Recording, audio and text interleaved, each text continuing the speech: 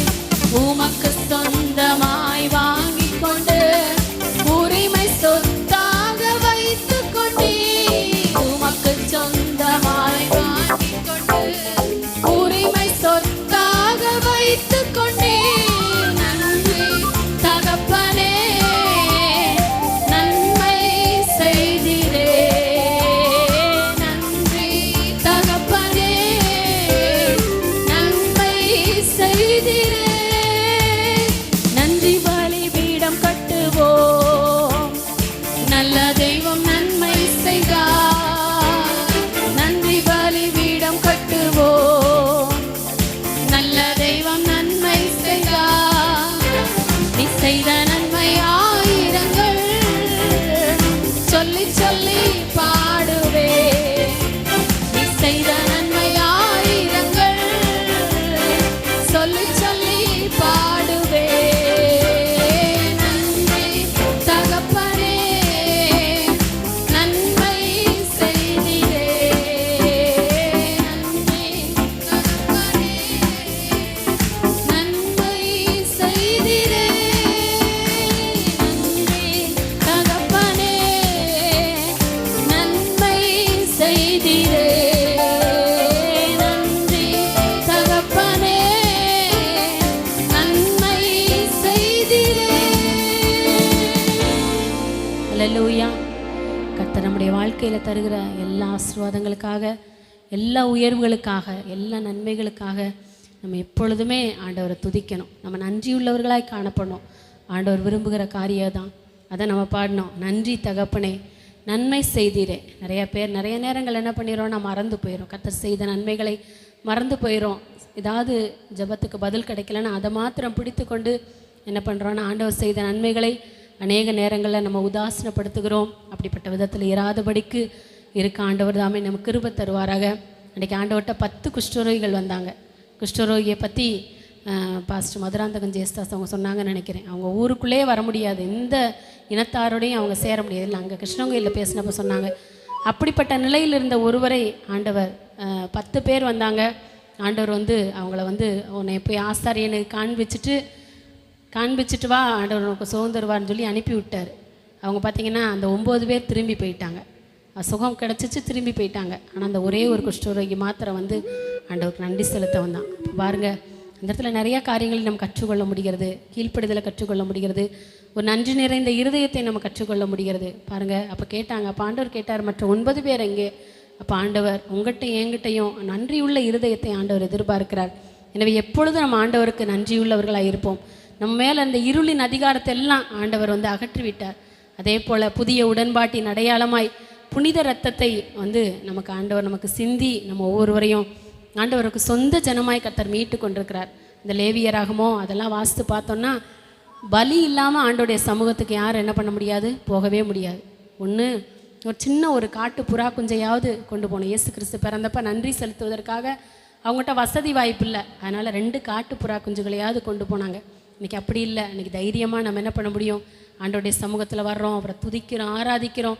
ஆண்டவர் எவ்வளோ நம்முடைய காரியங்கள் எல்லாம் ஆண்டவர் லகுவாக்கி விட்டார். அன்னைக்கு கால பலி செலுத்தணும், அவங்களுடைய தகுதிக்கு தகுந்த விதத்தில் அவங்களுக்கு பலிகளை செலுத்தணும். ஆனால் ஆண்டவர் வந்து அதெல்லாம் விலக்கி பார்த்திங்கன்னா அன்றைக்கி ஒரு கிருபையாய் அவரை துதித்தா மட்டும் போதும், ஒரு ஆராதித்தா மட்டும் போதும். இப்படிப்பட்ட விதத்தில் கர்த்தர் நம்மை இந்த நாட்களில் கிருபையாய் நம்முடைய காரியங்கள் எல்லாம் கர்த்தர் மாற்றி இருக்கிறார்.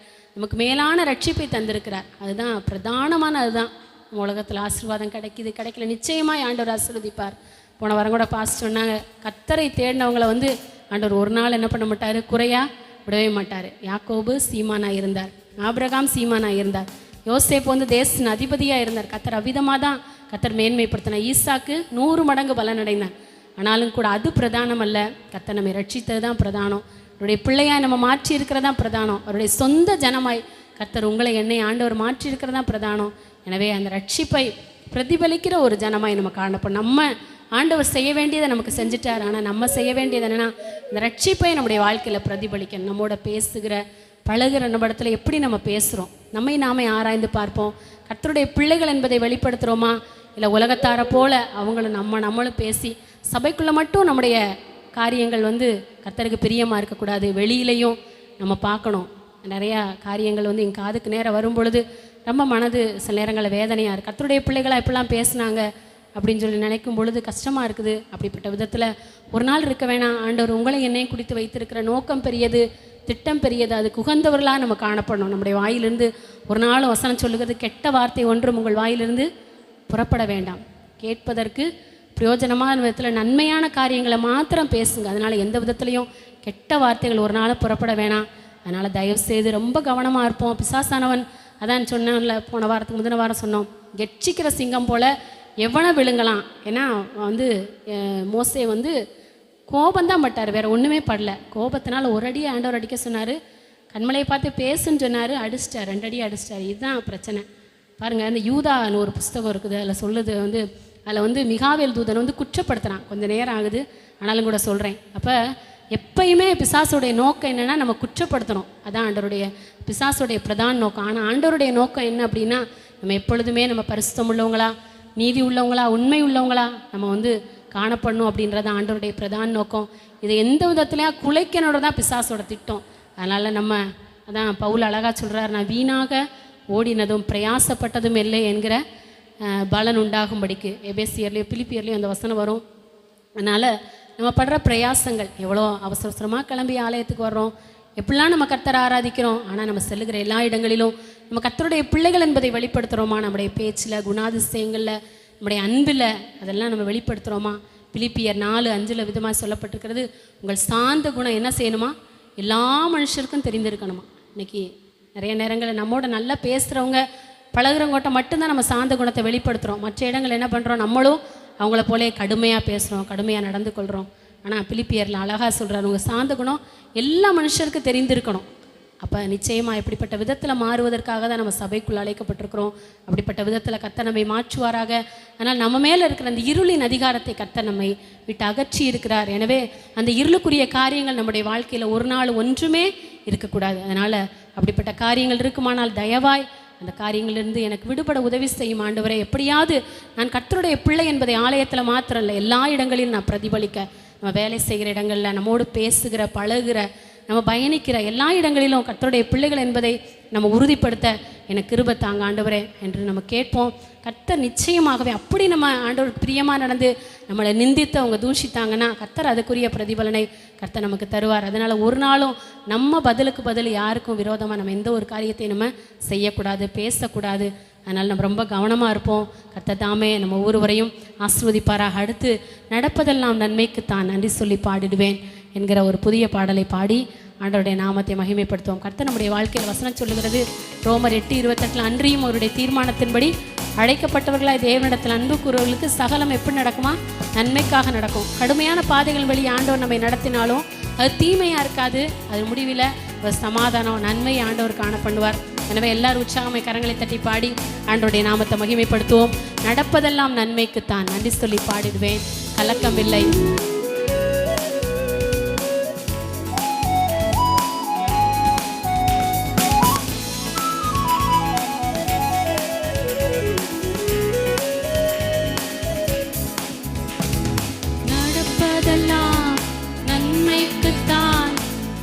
சொல்லி பாடிடுவே, கலக்கமில்லை, கவலை இல்லை, களி கூர்ந்து பாடிடுவே. நடப்பதெல்லாம் நன்மைக்குத்தான் நன்றி சொல்லி பாடிடுவே, கலக்கமில்லை, கவலை இல்லை, களி கூர்ந்து பாடிடுவே.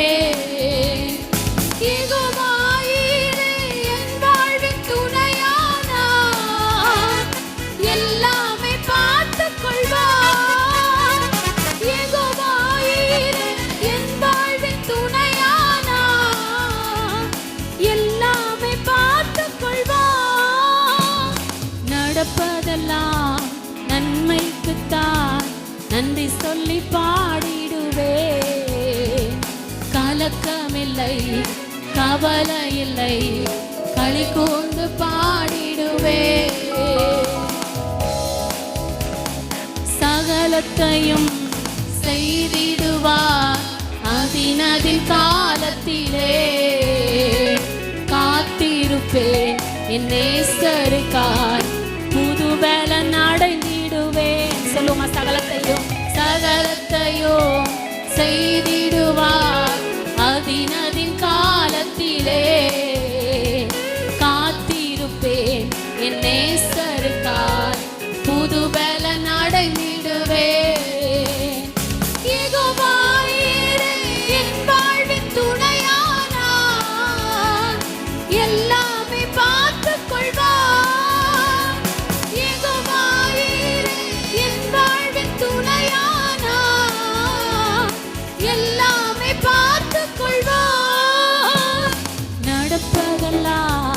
நன்மைக்குத்தான் நன்றி சொல்லி பாடிடுவே,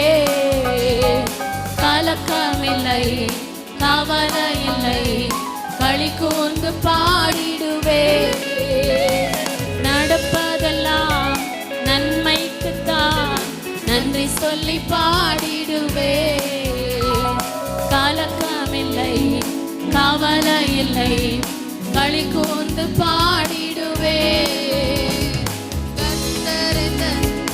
நல்மேய்ப்பரே, குறை ஒன்றும் எனக்கில்லையே. காத்திடுவார், நடத்திடுவார், அபிஷேகம் செய்திடுவார். கர்த்தரந்தன் நல்மேய்ப்பரே, குறை ஒன்றும் எனக்கில்லையே. காத்திடுவார், நடத்திடுவார், அபிஷேகம் செய்திடுவார்.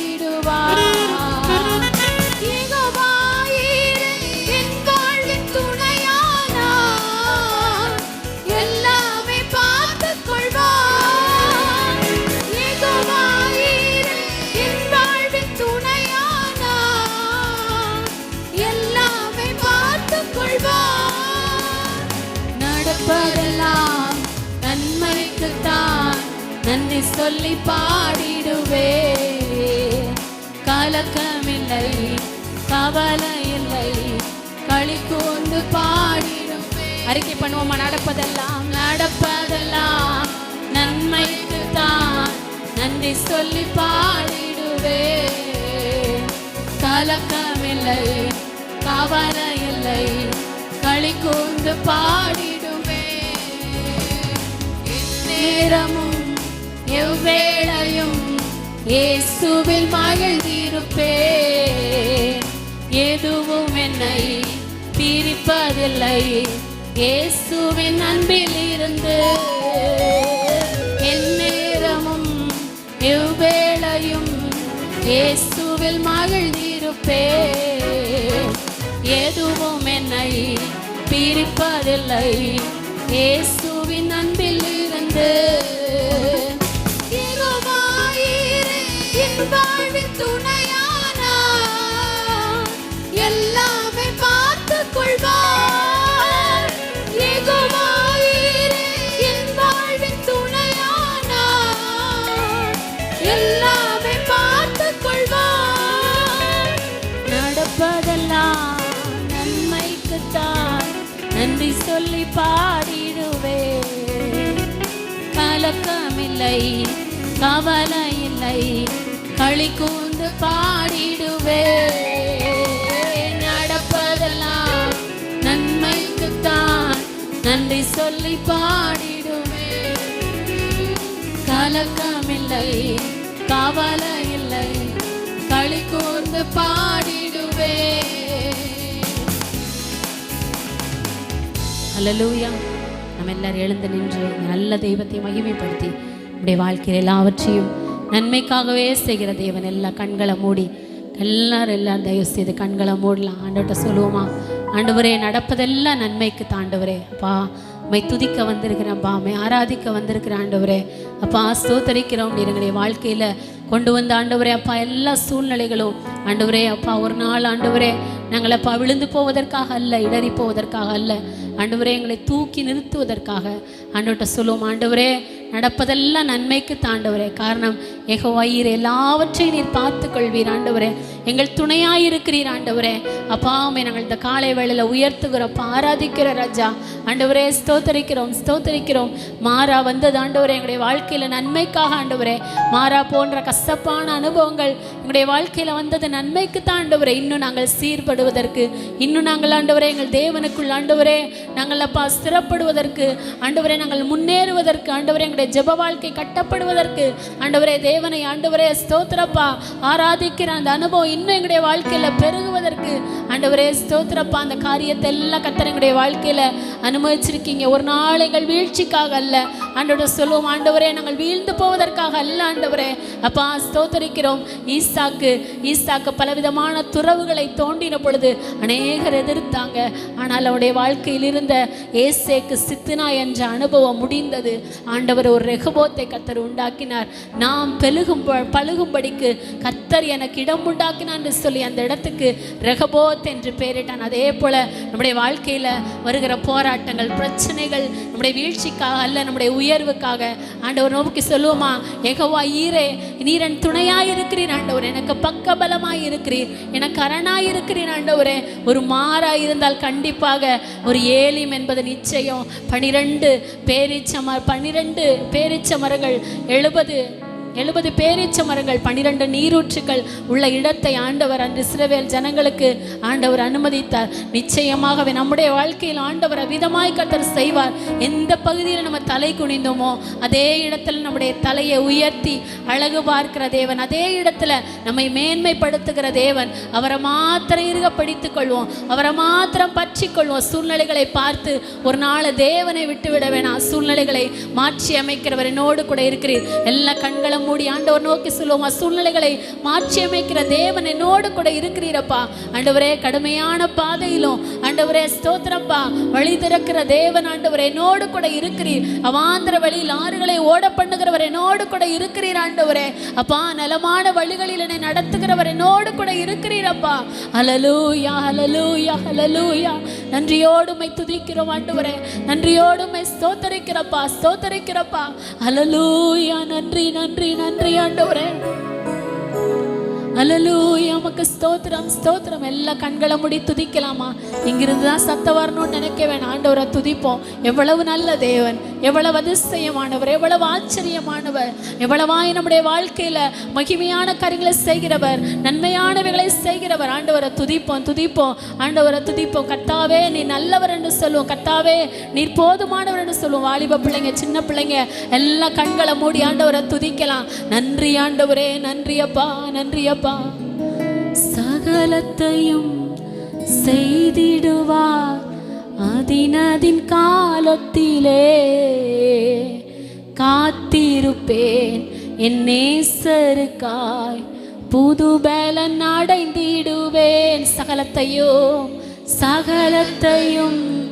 செய்திடுவார் அதினதின் காலத்திலே, நிச்சயமாய் செய்வீர். காத்திருப்பேன் என் நேசருக்காய், புது பலன் அடைந்திடு. மறுபடியும் சொல்லுமா, சகலத்தையும் ஆமென் செய்திடுவார் அதினதின் காலத்திலே, காத்திருப்பேன் என் நேசருக்காய், புது பலன் அடைந்திடுவேன். கைகளை உயர்த்தி சகலத்தையும் செய்திடுவார் அதினதின் காலத்திலே, காத்திருப்பேன் என் நேசருக்காய், புது பலன்.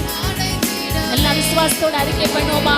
சகலத்தையும் செய்திடுவார் அதினதின் காலத்திலே, காத்திருப்பேன் என் நேசருக்காய், புது பலன் அடைந்திடுவேன். சகலத்தையும் செய்தி ஒரு புது பலனோடு பாடுவோமா? அல்லேலூயா. சகலத்தை என் வாழ்க்கையில நேர்த்தியாய் செய்கிற தேவன் நீங்க ஆண்டவரே.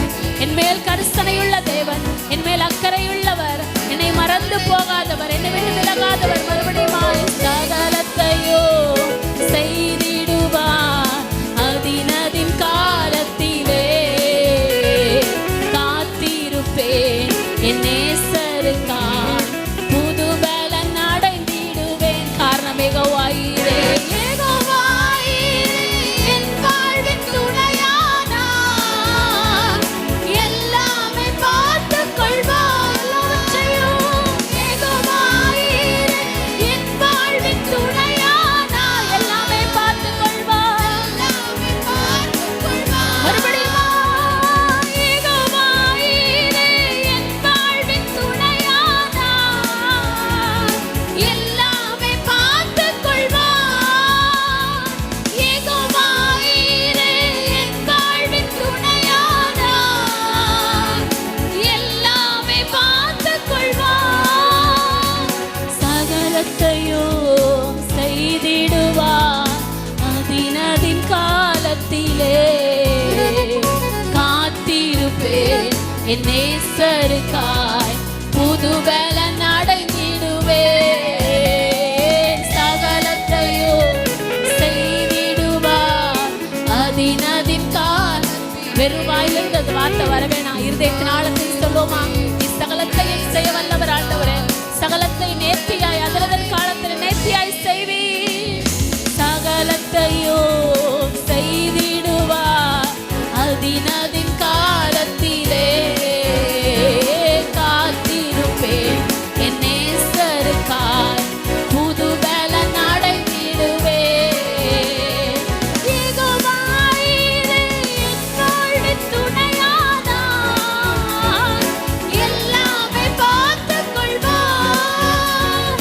யெகோவாயிரே என் வாழ்வின் துணையானார், உயர்த்துகிறோம், எல்லாமே பார்த்துக் கொள்வார். நடப்பதெல்லாம் நன்மைக்குத்தான், நன்றி சொல்லி பாடிடுவேன். கலக்கமில்லை, கவலை இல்லை, களி கூர்ந்து பாடிடுவேன். நடப்பதெல்லாம் நன்மைக்குத்தான், நன்றி சொல்லி பாடிடுவேன். கலக்கமில்லை, கவலை இல்லை, களி கூர்ந்து பாடிடுவேன். நடப்பதெல்லாம் நன்மைக்குத்தான், நன்றி சொல்லி உயர்த்துகிறோம். கலக்கமில்லை, கவலை இல்லை, களி கூர்ந்து பாடிடுவேன். கர்த்தரின் நன்மை குறை ஒன்றும் எனக்கில்லையே. காத்திடுவார், நடத்திடுவார், அபிஷேகம் செய்திடு. குறை ஒன்றும் எனக்கில்லையே. கர்த்தரின் நன்மை பரவார், குறை ஒன்றும் எனக்கில்லையே. காத்திடுவார், நடத்திடுவார், அபிஷேகம் செய்திடுவார். யெகோவாயிரே என் வாழ்வின் துணையானார், எல்லாமே பார்த்துக் கொள்வார்.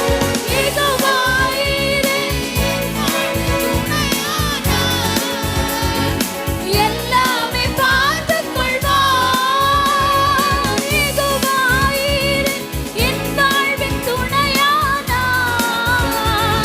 எல்லாமே பார்த்துக் கொள்வார்.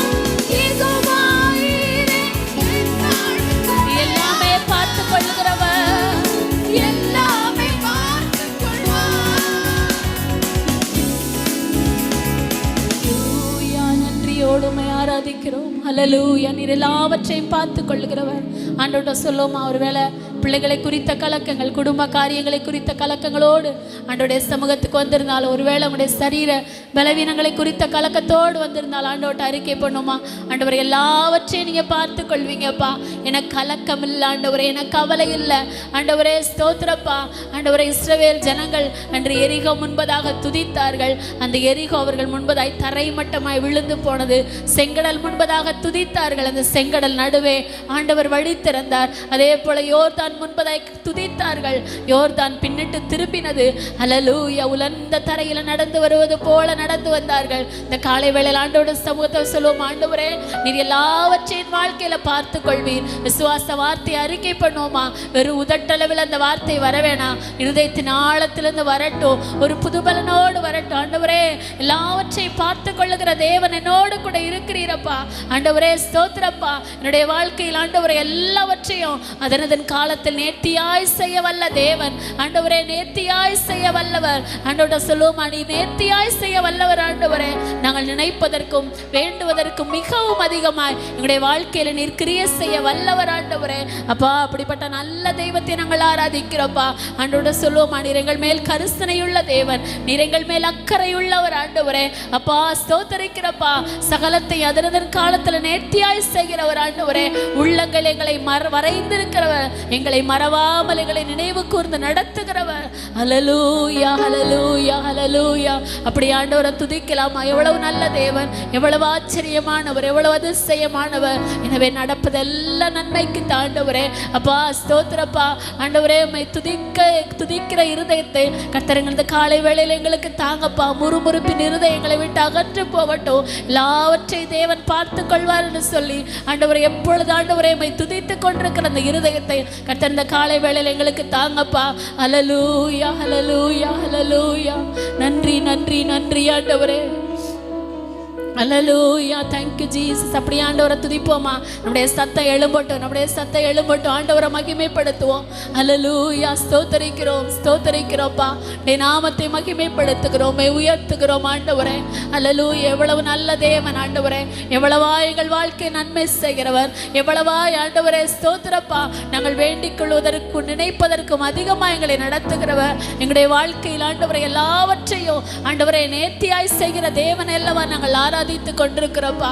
அல்லேலூயா, தேங்க்யூ ஜீசஸ். உமக்கு நன்றி, உமக்கு நன்றி, உமக்கு நன்றி ஆண்டவரே. நன்றி அப்பா, நன்றி அப்பா. Thank you Lord. உமக்கு நன்றி, உமக்கு நன்றி. இரத்த கோட்டைக்குள்ளே நான் நுழைந்து விட்டேன், இனி எதுவும் அணுகாது, எந்த தீங்கும் தீண்டாது. ஆமென். இரத்த கோட்டைக்குள்ளே நான் நுழைந்து விட்டேன், இனி எதுவும். நன்றி ஆவியானவரே. எந்த தீங்கும் தீண்டாது. இம்மட்டும் உதவின எபினேசரே, இனியும் காத்திடுவா. இம்மட்டும் உதவின எபினேசரே, இனியும் காத்திடுவா. உலகிலே இருக்கும் அவனை விட என் தேவன் பெரியவரே. நன்றியோடு ஆராதிக்கிறோம். உலகிலே இருக்கும் அவனை விட என் தேவன் பெரியவரே. நன்றி. இரத்த கோட்டைக்குள்ளே நான் இனி எதுவும் அணுகாது, எந்த தீங்கும் தீண்டாது.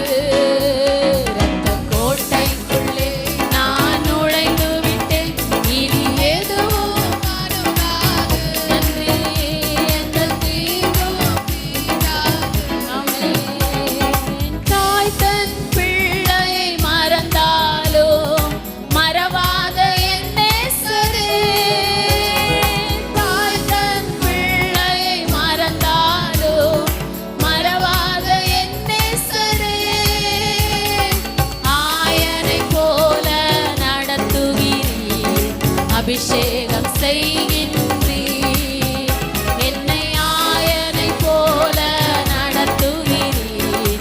அபிஷேகம் செய்கின்றீர்.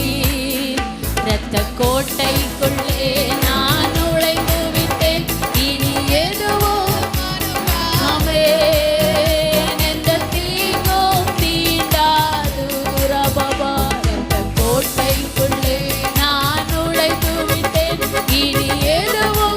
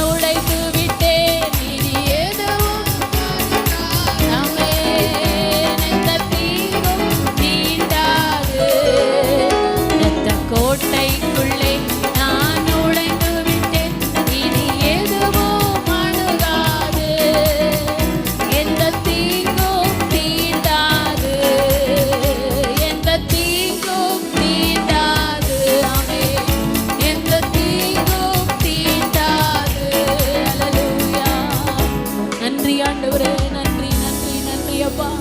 ஹல்லேலூயா, ஹல்லேலூயா. எங்களை ஒரு நாளும் மறவாதவரே, எங்களை நடத்துகிறவரே, இம்மட்டும் உதவின எபினேசரே, இனிமேல் எங்களை காத்து நடத்த வல்லவரே. ஹல்லேலூயா, ஹல்லேலூயா, ஹல்லேலூயா.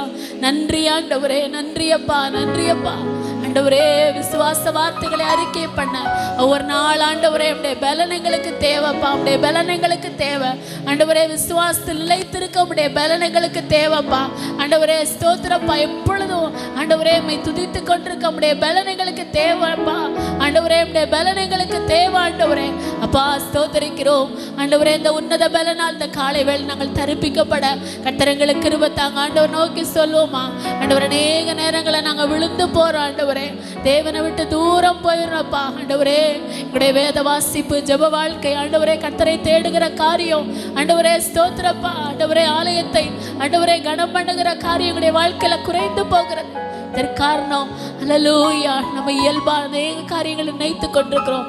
ஆனால் ஒருவித போராட்டம், ஒருவித ஆவிக்குரிய போராட்டம் நமக்கும் ஹல்லேலூயா நம்முடைய ஆவிக்குரிய வாழ்க்கைக்கும் பிசாசுக்கு விரோதமாய் அநேக காரியங்கள், அதாவது பிசாசின் தந்திரங்களோடு நம்ம எதிர்த்து நிற்க திராணி உள்ளவர்களாய் மாற வேண்டுமானால் ஆவியானவருடைய சர்வாயுத வர்க்கத்தை நம்ம தரித்து கொள்ளணும். இந்த காலை வேளையில வசனம் சொல்லுகிறது, இதோ மாம்சமான யாவர் மேலும் என் ஆவியை ஊற்றுவேன். ஆண்டவர்கிட்ட சொல்லுவோம், ஆண்டவரே அப்பா, தேவனை விட்டு எங்களை பிரிக்கிற காரியங்களை ஆண்டவரே நாங்கள் மேற்கொள்வதற்கு ஆண்டவரே உடைய புது பலன்களுக்கு தேவைப்பா. அப்படி அபிஷேகம் எங்களுக்கு தேவை, அந்த உன்னதத்தின் பலன்களுக்கு தேவை ஆண்டவரே.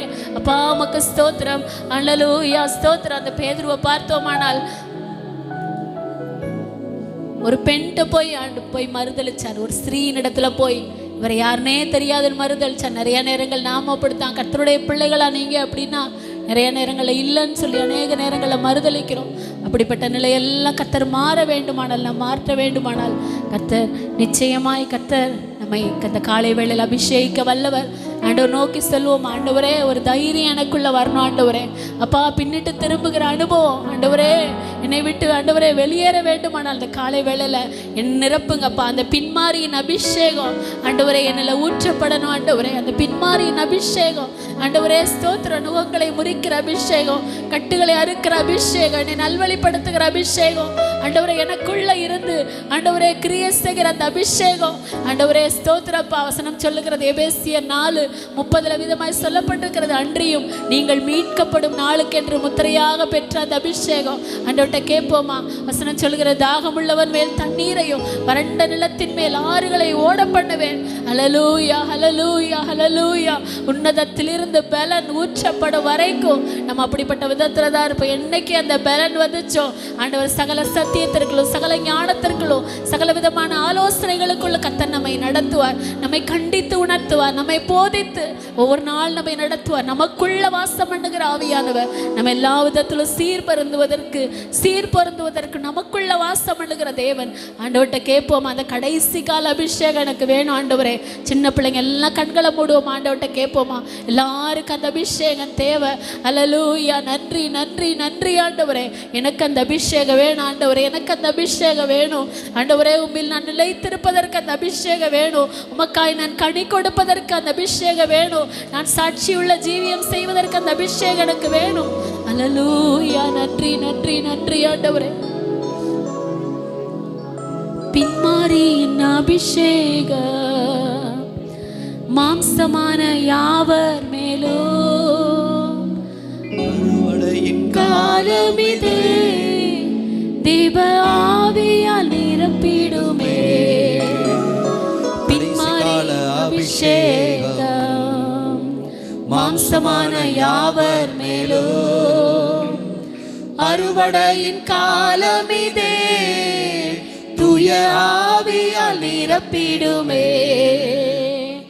அக்கினியாய் இறங்கிடுமே, அக்னி நாவாக அமர்ந்திடுமே, பெருங்காற்றாக வீசிடுமே, ஜீவ நதியாக பாய்ந்திடுமே. எனில் அக்கினியாய் இறங்கும், அக்கினியாய் இறங்கிடுமே. எல்லாரும் ஆண்டவரை கேட்போமா? என் மேல் இறங்கும் ஆண்டவரே. ஹல்லேலூயா. பெருங்காற்றாக வீசிடுமே, ஜீவ நதியாக பாய்ந்திடுமே, அக்கினியாய் இறங்கிடுமே. கண்களை மூடி கைகளை தட்டி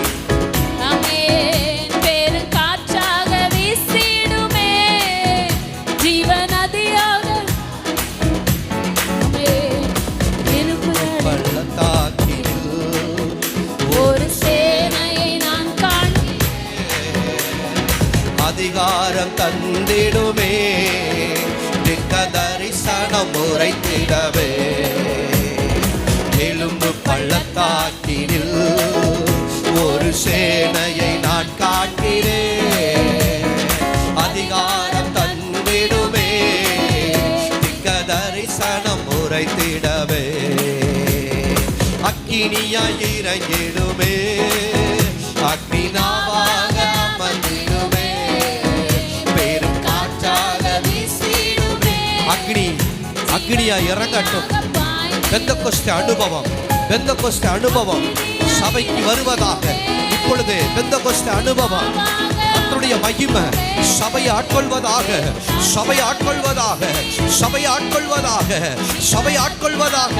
ஒரு பெந்தெகோஸ்தே அனுபவம் சபைக்கு வரட்டும், ஒரு பெந்தெகோஸ்தே அனுபவம் சபைக்கு வரட்டும், ஒரு பெந்தெகோஸ்தே அனுபவம், ஒரு பெந்தெகோஸ்தே அனுபவம், ஒரு மேலறை அனுபவம், ஒரு மேலறை அனுபவம் சபைக்கு வரட்டும். ரிபஹஷ்யா ரபலபரபதலபரபதலா, ரிபஹத்யா ரபலபரபதலா, ரிபஹஷ்யா துரபலபரபா. கர்த்தருடைய அபிஷேகத்தால், அபிஷேகத்தால் நிரம்பட்டும், நிரம்பட்டும், நிரம்பட்டும். தேவ மகிமை, தேவ மகிமை சபையை மூடுவதாக, சபையை மூடுவதாக, சபையை மூடுவதாக. கர்த்தருடைய மகிமை ஆட்கொள்வதாக. ரிபவஷ்யதரபலகதலபரதலா, கதலஹலபரதலா, ரிபவஷவதலபரபரதலபரதலா. காற்றாக வீசிடுமே, ஜீவ நதியாக பாய்ந்திடுமே. கர்மேல் மலை ஜப வேளையில் ஒரு கையளவு மிகும் காண்கிறே. ஆகாவு நடுங்கினவோ அக்னி மழையாக பொழிந்திடுமே. கர்மேல் மலை ஜப வேளையில் ஒரு கையளவு மேகம் காண்கிறே. ஆகாவு நடுங்கினவோ அக்னி மழையாக பொழிந்திடுமே. அக்கினியாய் இறங்கிடுமே, அக்னியாக, அக்னியாக, தேவ அக்னி, தேவ அக்னி, தேவ அக்னி. ரிபஹஷ்யா ரபலபரபதலா, ரிபஹத்யோ ரபலப, ரிபஹத்சத்துனப ரபத்யால ரபலப. எல்லா வாயில திறந்து, வாயில திறந்து ஆண்டவருடைய நாமத்தை உயர்த்தி கர்த்தருடைய மகிமை சபையை மூடுவதாக, தேவ மகிமை சபையை மூடுவதாக. ரிபஹத்யா ரப, ரிபஹத்சத்துனப ரபதலபரப. பரிசுத்த ஆவியானவரே நீர் ஊற்றுவீராக, ஊற்றப்படுவதாக. சபை முன்மாறி பின்மாறியால் நிரப்பப்படுவதாக, சபை முன்மாறி பின்மாறியால் நிரப்பப்படுவதாக. ஊற்றுண்ட பரிமள தைலமே, ஊற்றுண்ட பரிமள தைலமே, கீழையாத்தின் பிசி தைலமே, என்னை நிரப்புகிற கீழையாத்தின் பிசி தைலமே, கீழையாத்தின் பிசி தைலமே. ரித்திரிபஹஷ்யா ரிபஹத்யோ ரபலபரபதலபரபா. கர்த்தருடைய மகிமை, கர்த்தருடைய மகிமை, கர்த்தருடைய மகிமை. ஓ ரிபவ ஷத்துனபலபரபதலபரபா. ஊற்றுவீராக, ஊற்றுவீராக, சபையை நிரப்புவீராக. தேவ மகிமை, கீழையாத்தின் பிசி தைலமே, என்னை நிரப்பும் ஆவியானவரே. ரிபஹஷ்யா துரபலகதலபரபா. நன்றி ஆவியானவரே.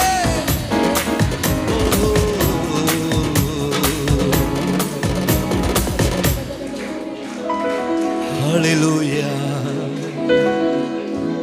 ஹல்லேலூயா. அக்கினியாய் இறங்கணுமே, அக்னி நாவாக அமரணுமே,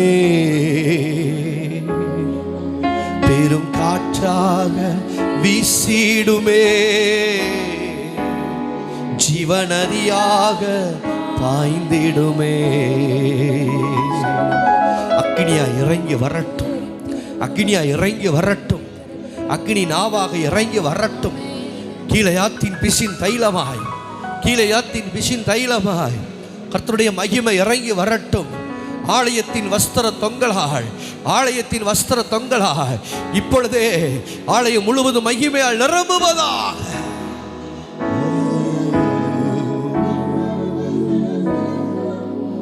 ஹல்லேலூயா. ஆவியானவர் எங்கேயோ அங்க விடுதலை உண்டு. ஆவியானவர் எங்கேயோ அங்க விடுதலை உண்டு. ஆவியானவர் எங்கேயோ அங்க விடுதலை உண்டு. ஆவியானவர் எங்கேயோ அங்க விடுதலை உண்டு. ஆவியானவர் எங்கேயோ அங்க விடுதலை உண்டு. கர்த்தருடைய விடுதலை, கர்த்தருடைய அபிஷேகத்தினால ஒரு விடுதலையை இப்பொழுதே ஆவியானவர் கட்டளையிடுகிறார்.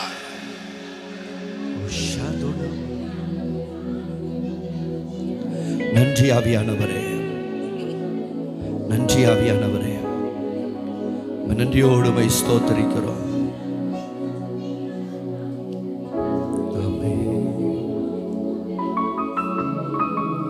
ஆண்டவர் சமூகத்தில் செலவு பண்ணுகிற ஒவ்வொரு நிமிடமும் அது வீணாக போவதில்லை. ஆண்டவர் சமூகத்தில் செலவு பண்ணுகிற ஒவ்வொரு நிமிடமும் அது வீணாக போவதில்லை. அப்படி ஆண்டவர் சமூகத்தில் ஒரு நிமிடம் முழங்கால் படிட்டு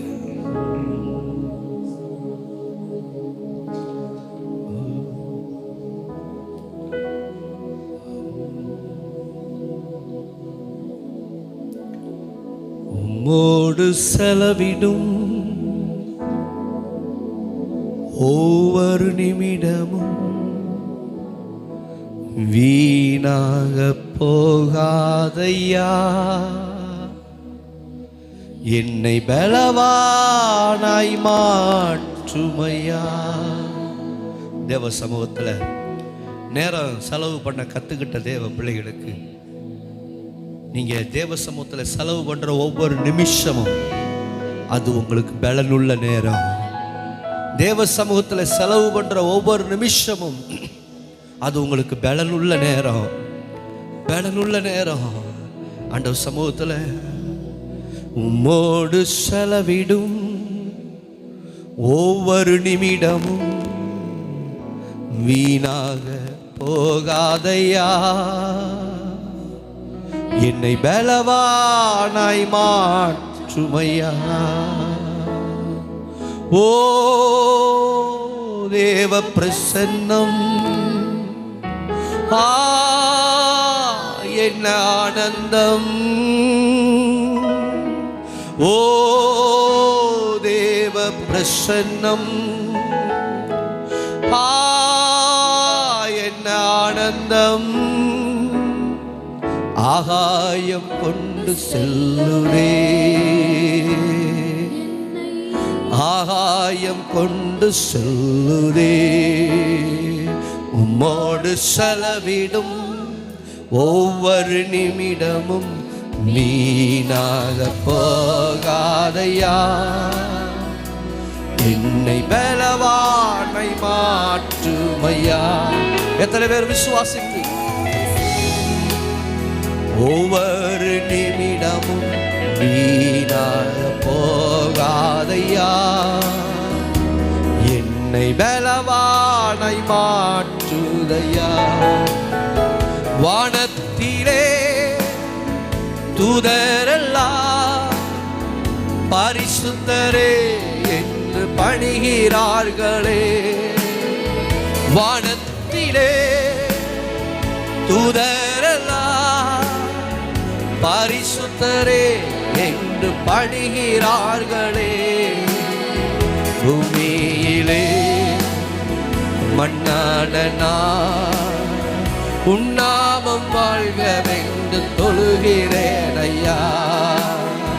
பூமியிலே மண்ணான நான் உன்னாமம் வாழ்கவென்று தொழுகிறேன் ஐயா. ஓ தேவ பிரசன்னம், என்ன ஆனந்தம். ஓ தேவ பிரசன்னம், என்ன ஆனந்தம். ஆகாயம் கொண்டு செல்லுதே, ஆகாயம் கொண்டு செல்லுதே, ஆகாயம் கொண்டு செல்லுதே, ஆகாயம் கொண்டு செல்லுதே.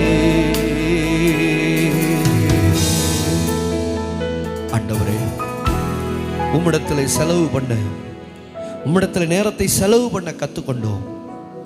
தொடர்ந்து எங்களோடு நீர் பிரசன்னராயிரும். தேவனுடைய சமூகத்தில் எங்களை முற்று ஒப்படைக்கிறோம். கிருபை எங்களை சூழ்ந்து கொள்ளட்டும். இயேசுவின் நாமத்தில் ஜெபிக்கிறோம் நல்ல பிதாவே.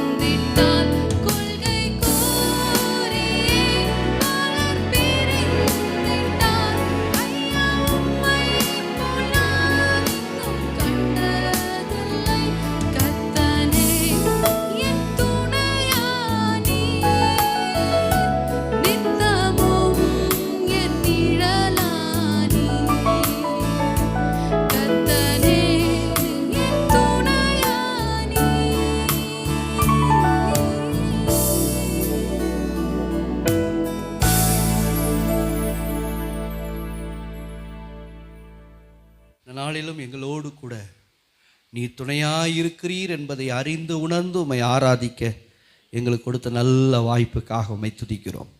தொடர்ந்து எங்களோடு நீர் இடைபடும் பேசும் உம்முடைய வார்த்தைக்கு எங்களை ஒப்பு கொடுக்கிறோம். இயேசுவின் நல்ல நாமத்தில் ஜெபிக்கிறோம் நல்ல பிதாவே. ஆமென், ஆமென், ஆமென். அல்லேலூயா. ஆண்டவருடைய நாமத்துக்கு மகிமை உண்டாவதாக. இந்த நாளிலும் தேவனுடைய வார்த்தையை கேட்கும்படியாக நம்முடைய சிந்தையை தேவ சமூகத்துக்கு நேராக திருப்புவோம். இந்த நாளிலும்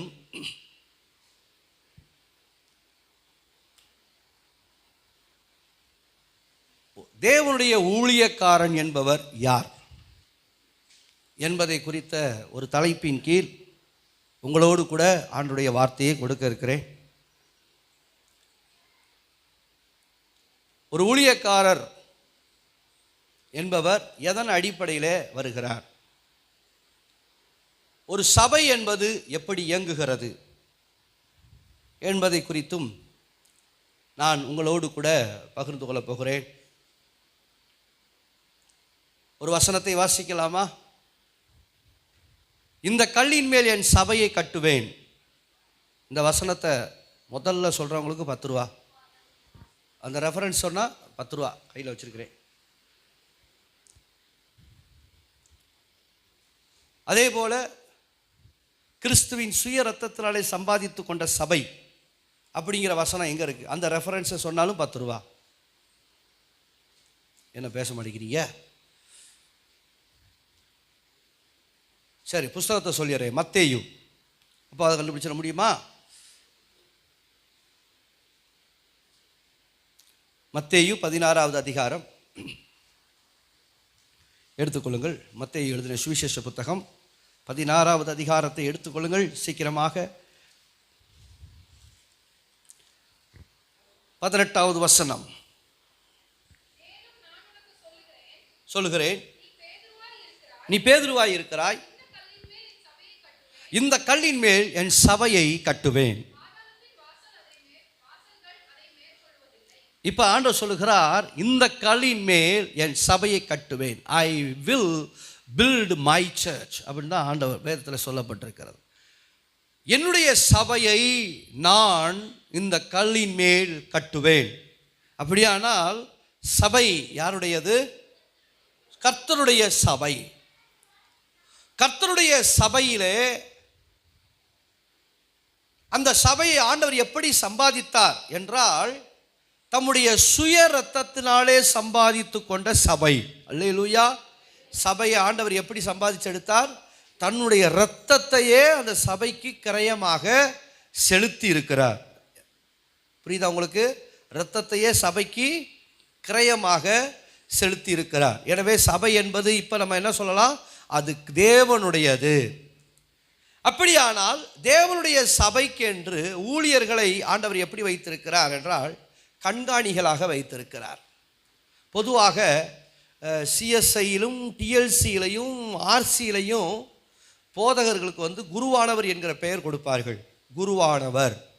அதனால் குருவானவர் என்று அழைப்பது வழக்கம். ஆனால் வேத வசனத்தின்படி குரு என்று நாம் அழைக்கப்படக்கூடாது. நீங்கள் உங்களை குருக்கள் என்று அழைக்காதிருங்கள் என்று ஆண்டவரே சொல்லியிருக்கிறார். குரு என்றால் அதனுடைய அர்த்தம் என்னவென்றால், கு என்றால் பாவம் அல்லது இருள், ரு அப்படின்னா நீக்குபவர் என்ற அர்த்தம். அதாவது பாவத்தை நீக்குபவரே குரு. நான் சொல்ல உங்களுக்கு புரியுதா? பாவத்தை நீக்குபவரே குரு.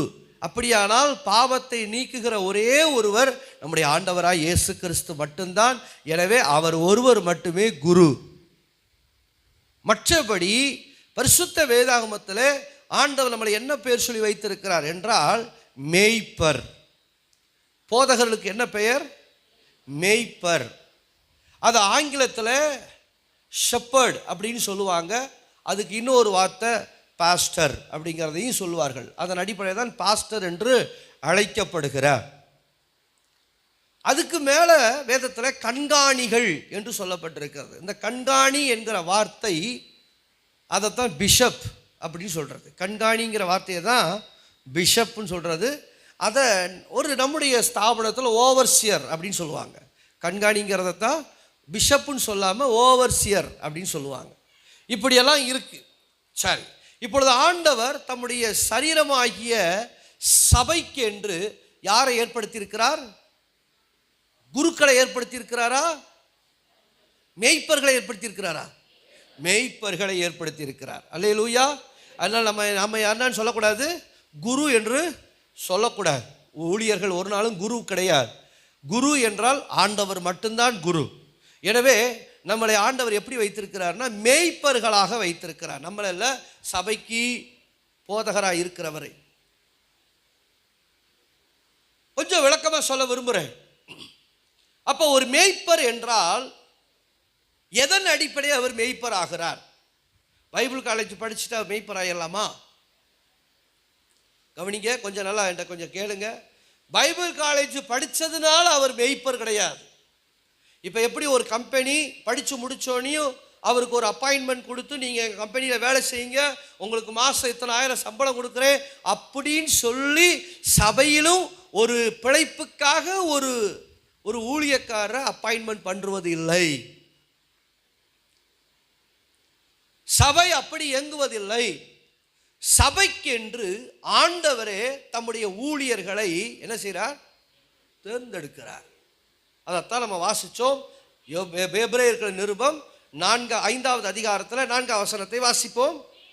மேலும் எல்லாரும் எடுத்துக்கொள்ளுங்கள். எபிரேயர் பக்கம் சொல்லுங்க பார்ப்போம். புதிய ஏற்பாட்டில் 301வது பக்கம். புதிய ஏற்பாட்டில் 301வது பக்கத்தில் 5வது அதிகாரம் 4வது வசனம் சொல்லுகிறது. இப்போ வாசிப்போம். மேலும் ஆரோனை போல தேவனால் அழைக்கப்பட்டால் ஒழிய ஒருவனும் இந்த கனமான ஊழியத்திற்கு 301மா ஜான்சி 301 ஒருவனும் இந்த கனமான ஊழியத்திற்கு தானாய் வருவதில்லை, ஏற்படுகிறது இல்லை. அல்லேலூயா. இந்த ஊழியம் என்பது இது கர்த்தருடைய சபை. இந்த சபைக்கு ஆண்டவர் எப்படி ஊழியரை நியமிக்கிறார் என்றால், கர்த்தரே அழைத்து நியமிக்கிறார். அல்லேலூயா. கர்த்தரே தம்முடைய ஊழியர்களை என்ன செய்றாருங்க? அழைக்கிறார். ஊழியர்கள் படிச்சதுனால ஊழியத்துக்கு இங்க வரல. நீங்க ஊழியம் செய்யுங்க, உண்டியல் குலுக்கி சாப்பிடுங்க அப்படின்னு சொல்லி பிழைப்புக்கு அடுத்த வேளையிலே ஆண்டவர் இங்க ஊழியத்தில் யாரையும் வைக்கவே இல்லை. நம்மளை உண்டியல் குலுக்கி சாப்பிட சொல்லவே இல்லை. வசனம் சொல்லுகிறது, கிறிஸ்து சபையை போஷித்து காப்பாற்றுகிறது போல புருஷனும் தன் மனைவியை போஷித்து காப்பாற்ற வேண்டும் அப்படிங்கிறத எபேசியர் புஸ்தகத்தில் தெளிவாய் ஆண்டவர் சொல்லியிருக்கிறார். அப்படியானால் சபையை கர்த்தர் போஷித்து காப்பாற்றுவார். அப்படியானால் சபையில் இருக்கிற கண்காணி ஆகிய ஊழியக்காரனையும் கர்த்தரே போஷிப்பார். அதனால ஊழியக்கார் உண்டியல் குலுக்குனாதான் சாப்பாடு நினைக்கக்கூடாது. உண்டியல் குலுக்கிறதுக்காக ஊழியக்காரர் வரவில்லை, கர்த்தருடைய ஊழியத்தை செய்வதற்காக ஊழியக்காரர் வந்திருக்கிறார். அல்லேலூயா. அதனால ஊழியம் என்பது பிழைப்புக்கு அடுத்தது என்று நினைத்து விட வேண்டாம். பிழைப்புக்காக ஊழியத்துக்கு ஒருவர் வரவில்லை. ஊழியக்காரர் என்பது பிழைப்புக்காக ஊழியம் செய்கிறது இல்லை. இது கர்த்தர் கொடுத்த விலையேறப்பெற்ற அழைப்பு. எத்தனை பேர் புரிஞ்சுக்கிறீங்க? இது கர்த்தர் கொடுத்த விலையேறப்பெற்ற அழைப்பு. ஆண்டவரே சொல்லி இருக்கிறார், மேலும் ஆரோனை போல அழைக்கப்பட்டால் ஒழிய ஒருவனும் தானாக இந்த கனமான ஊழியத்துக்கு வருவது. இந்த ஊழியமே எப்படிப்பட்ட ஊழியம் தான்? கணம். கணம்னா என்ன? தூக்க முடியாம இருக்க அந்த கணமா இல்ல, மேன்மை தங்கின. அல்லேலூயா. மேன்மை தங்கின. இது சாதாரண ஊழியம் அல்ல, மேன்மை தங்கின ஊழியம். இது மகிமை நிறைந்த ஊழியம், பரலோகம் அங்கீகரிக்கிற ஊழியம், கிறிஸ்துவின் இரத்தத்திலே சம்பாதிக்கப்பட்ட ஊழியம், பாதாளத்தின் வாசல் மேற்கொள்ள முடியாத ஊழியம், பிசாசு ஜெயம் கொள்ள முடியாத ஊழியம். இந்த ஊழியத்தை கர்த்தரே கனப்படுத்தி இருக்கிறார். அல்லேலூயா. எனவே இது சாதாரண சபை அல்ல, கர்த்தரால் கனப்படுத்தப்பட்ட சபை. ஒரு ஆமென். அல்லேலூயா. எனவே நம்மெல்லாம் புரிஞ்சுக்கணும், இதை நம்ம ஞாயிற்றுக்கிழமை இது எதுக்கியா சர்ச்சுக்கு அப்படின்னு நினைக்கக்கூடாது. இது கர்த்தர் நமக்கு ஏற்படுத்தி வைத்த சபை. இங்கேதான் ஒரு ஆவிக்குரியவன் பலப்பட முடியும்.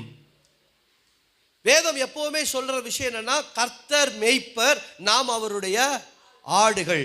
மேய்ப்பருடைய பங்கு என்ன? தன் ஆடுகளுக்கு நல்ல ஆகாரத்தை கொடுக்க வேண்டும், தன் ஆடுகளுக்கு நல்ல அமர்ந்த தண்ணீர் அண்டையிலே நடத்த வேண்டும், தன் ஆடுகளை பழுக வைக்க வேண்டும், தன் ஆடுகளை பெருக வைக்க வேண்டும், தன்னுடைய ஆடுகளை பாதுகாக்க வேண்டும். இதைத்தான் அந்த ஆட்டுக்கும் அந்த மேய்ப்பனுக்குரிய பந்தம். அதே போலதான் கர்த்தர் சபையை ஒரு மந்தையாகவும் தன்னை ஒரு மேய்ப்பராகவும் வைத்திருக்கிறார். அல்லேலூயா. அப்ப மேய்ப்பனுடைய பங்கு என்ன? ஆட்டுக்கு நல்ல ஆகாரத்தை கொடுக்கணும். சபையில ஒரு விசுவாசி வளரக்கூடிய ஆவிக்குரிய ஆகாரத்தை கொடுக்க வேண்டியது சபையின் பொறுப்பு. அந்த விசுவாசிக்கு நல்ல அமர்ந்த தண்ணீர் அண்டையில கொண்டு போய் நடத்தணும். ஒரு ஊழியக்காரர் நடத்தணும், ஒரு பாஸ்டர், ஒரு மேய்ப்பர் நடத்தணும். சபை கொடுக்கப்பட்ட பொறுப்பு. ஒரு சபையை பழுக வைக்கணும், தன்னுடைய மந்தையை பெருக வைக்கணும், மந்தையை எல்லா விதத்திலும் ஆசீர்வாதமா வைக்கணும், அந்த மந்தையை பாதுகாக்கணும். இவ்வளவு பொறுப்பு யாருக்கு கொடுக்கப்பட்டிருக்கிறது? மேய்ப்பனுக்கு கொடுக்கப்பட்டிருக்கு. அப்படியானால் இந்த அமைப்பை தான் ஆவியானவர் நமக்கு சபையா கொடுத்திருக்கிறார். அதனால நம்ம எல்லாரும் ஆடுகள் அந்த மேய்ப்பனு கீழே இருக்கிறோம். அல்லேலூயா. எத்தனை பேர் இதை புரிஞ்சுக்கிறீங்க? அப்படியானால் கண்டிப்பா ஆட்டுக்குட்டி ஆடு மேய்ப்பனுடைய சத்தத்தை கேட்டு மேய்ச்சலுக்கு வரணும். அப்படின்னா தான் ஆடு என்னவா இருக்கும்? நல்ல பலனா இருக்கும். ஆமா, ஆடு நல்ல பலனா இருக்கும். ஆக அன்புக்குரிய தேவனுடைய பிள்ளைகளே, அப்படியானால் அப்ப இந்த மேய்ச்சலுக்குரிய ஆடுகளை மேய்க்கக்கூடிய இந்த மந்தை மேய்ப்பன் இருக்கிறாரே, அவர் இதை ஒரு வேலையாக, இது ஒரு அலுவலாக, இது ஒரு பணியாக, நீங்கள்லாம் ஒரு வாத்தியார் வேலைக்கு போற மாதிரி, நீங்கள்லாம் ஒரு ஒரு ஒரு கொத்தனார் வேலைக்கு போற மாதிரி, சித்தாள் வேலைக்கு போற மாதிரி, நான் பாஸ்டர் வேலைக்கு வந்திருக்கேன் அப்படின்னு சொல்ல முடியாது. உங்களுக்கு என்ன வேலை? பாஸ்டர் வேலை. அப்படிலாம் இல்லை. இந்த பாஸ்டர் என்கிறது நான் தேடி போன வேலை அல்ல, எனக்கு என் கையில் கொடுக்கப்பட்ட வேலை. இது கர்த்தர் என் கையில் கொடுத்தது. அல்லேலூயா. அப்படியான இந்த ஊழியத்தை ஆண்டவர் எப்படி, இந்த ஊழியக்காரரை எப்படி தேர்ந்தெடுக்கிறார் என்றால், நல்லா கவனிங்க. நீங்க பேதுருவை நீங்க பார்த்தீங்கன்னா, அவர் யார்? மீன் பிடிக்கிறவர். மீன் பிடிக்கிற பேதுருவை பார்த்து கர்த்தர் என்ன சொல்றாரு? உன்னை விட்டுட்டு எல்லாத்தையும் விட்டுட்டு என்னை பின்பற்றி வாப்பா அப்படின்னு ஆண்டவர் கூப்பிடுறாரு. அடுத்து மத்தேயு, அவர் என்ன வேலை செய்யறாரு சொல்லுங்கம்மா?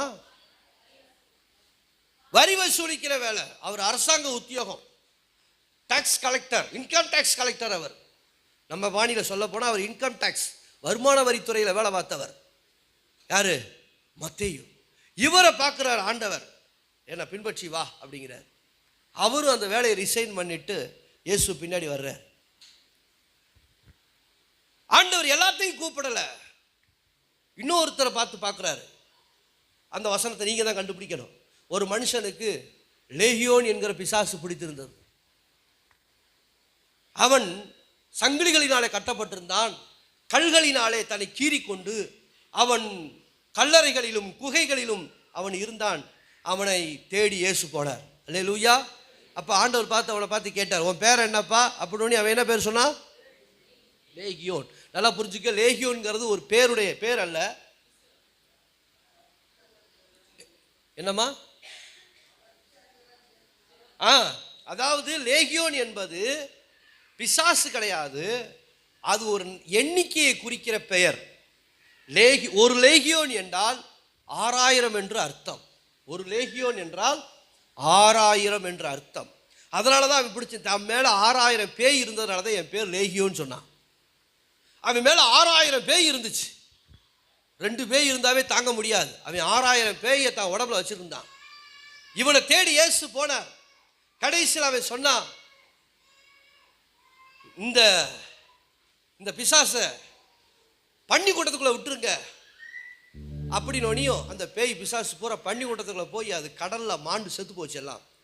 இப்போ பேய் போன உடனே அந்த மனுஷன் இப்போ என்னவா மாறிட்டான்? சுகமுள்ளவனாக மாறிட்டான். வஸ்திரம் தரித்து இப்போ ஆண்டவர் பக்கத்தில் ரொம்ப சாந்த குணமாக உட்காந்துருக்கிறான். இப்போ அவன் என்ன சொல்கிறான்னா, ஆண்டவரே நான் உம்மை பின்பற்றி வர எனக்கு அனுமதியும். அதுக்கு ஆண்டவர் சொன்னார், வா, ஏற்கனவே நான் பேதுருவை எடுத்துட்டேன், மத்தேயுவையும் எடுத்துட்டேன், நீ என் பின்னாடி வான்னு கூப்பிட்டாரா என்ன? இல்லை.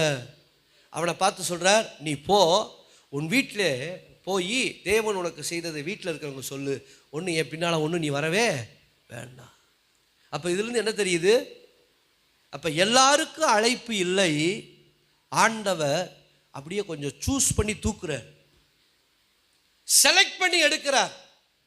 அப்படியானால் தேவனுடைய ஊழியமும் வருகிறவர்களுக்கெல்லாம் ஊழியம் அல்ல, தேவனால் தெரிந்து கொள்ளப்பட்டவர்களுக்கு மட்டுமே ஊழியம். தேவனால் அழைக்கப்பட்டவர்களுக்கு மட்டுமே தான் ஊழியத்தை ஆண்டவர் கொடுக்கிறார். என் அன்புக்குரிய கர்த்தருடைய பிள்ளையே, அப்போ முதலாவது ஒரு ஊழியக்காரன் என்பவர் யார் என்றால், வயிற்று பிழைப்புக்காக உண்டியல் குலுக்கி வருகிறவர் அல்ல ஊழியக்காரர், தேவனால் அழைக்கப்பட்டவரே ஊழியக்காரர். அல்லேலூயா. இரண்டாவது விஷயத்தை சொல்லணும்னு சொன்னா, ஒரு ஊழியக்காரர் வேலை செய்ய கஷ்டம், அதனால ஊழியத்துக்கு போயிட்டா வேலையே செய்யாமல் சாப்பிடலாம் அப்படிங்கிறதுக்காக ஊழியத்துக்கு ஒருவரும் வருவதில்லை. காரணம், ஆண்டவர் யாரையும் சோம்பேறிய ஊழியத்துக்கு அழைக்கவே மாட்டார். பேதுருவை எப்படி ஊழியத்துக்கு அழைச்சாரு? முழுவதும் பிரயாசப்பட்டு கண் விழித்து இருந்த பேதுருவைத்தான் ஊழியத்துக்கு ஆண்டவர் அழைத்தார். நல்ல யோவான், யாரு? யோவானும் மீன் பிடிக்கிறவர். செபதேயு, அவரும் மீனவ குடும்பத்தை சேர்ந்தவர், கருவாடு வியாபாரி, அவர் கருவாடு விற்கிறவர். இப்படி ஆண்டவருக்கு வந்த அத்தனை பேருமே நல்ல உழைப்பாளிகள். 12 பேருமே நல்ல உழைப்பாளிகள். உழைக்கிறவனைத்தான் கர்த்தர் ஊழியத்துக்காக தெரிந்து கொண்டார். அதே போல வேலையே இல்லாமல் தெருவில் அந்த ஏதோ பொழுதுபோக்கணும்னு இருக்கிறவங்கள ஊழியத்துக்கு ஆண்டவர் அழைக்கவே இல்லை. என்னெல்லாம் ஊழியத்துக்கு ஆண்டவர் அழைச்சப்ப நான்லாம் சும்மா இருந்த ஆள் இல்லை, நல்லா வேலை பார்த்தவன். ஏற்கனவே உங்கள்கிட்ட அடிக்கடி சொல்லியிருக்கிறேன், கடினமாக வேலை செய்வேன். வேலையை கடினமாக எந்த வேலை செஞ்சால் காசு கிடைக்கும் அப்படின்ட்டு ரொம்ப துரிதமாக வேலை செய்வேன். சில நேரத்தில் அந்த கேட்டு கிரியெல்லாம் செஞ்சு வச்சுருப்போம், இந்த கிரில் செஞ்சு வச்சுருப்போம். அப்போ அந்த பார்ட்டிக்காரங்க அதை வாங்குறவங்க என்ன பண்ணுவாங்கன்னா, இந்த எடையை போட்டுட்டு, எப்பா இதை ஒரு வண்டியை பிடிச்சி எங்கள் வீட்டுக்கு ஏற்றி விட்டுருங்க அப்படின்னு சொல்லிட்டு அவங்க வேலைக்கு போயிடுவாங்க. நான் என்ன செய்வேன் தெரியுங்களா? அந்த வண்டியை பிடிச்சி உடனே ஏற்ற மாட்டேன். சாயந்தரம் 6 மணி வரைக்கும் எனக்கு வேலை. 6 மணிக்கு வேலை முடிஞ்சதுக்கப்புறம் ஒரு வண்டியை பிடிச்சி ஏற்றி விட்டால் அவனுக்கு 100 ரூபா கொடுக்கணும். அந்த இதை நம்மளே கொண்டு போய் போட்டால் நமக்கு 100 ரூபா கிடைக்கும்ல அப்படின்ட்டு நானும் ஒரு 5 ரூபா வாடகைக்கு ஒரு தள்ளு வண்டியை எடுத்து இந்த கிரிலெல்லாம் ஏற்றி கொண்டு போய் வீட்டில் இறக்கிட்டு 100 ரூபா கொடுத்து வாங்கிட்டு வந்துடுவேன். அப்படி நான் வேலை செஞ்ச ஆளு. அங்கே இருக்கு பாருங்க ஸ்ப்ரிங் கேட்டு, அந்த ஸ்ப்ரிங் கேட்டால் நான் செய்வேன். சில நேரங்களில் பார்த்தீங்கன்னா கேட்பாங்க, இந்த கேட்டை மாட்டி விடுங்க அப்படின்னா போய் அந்த கேட்டை மாட்டி விட்டே வந்துடுவேன். அதுக்கு 50 ரூபா 100 ரூபா கொடுப்பாங்க. எப்படிலாம் வேலை செய்யலாம், எப்படிலாம் சம்பாதிக்கலாம் அப்படின்னு சொல்லி நான் ரொம்ப திறமையாக வேலை செஞ்சாள். ஒரு நாளைக்கு 5-6 மோட்டார் பம்பு செட்டு, மோட்டார் புஷுக்கு நானே கடைஞ்சி போட்டுருவேன்.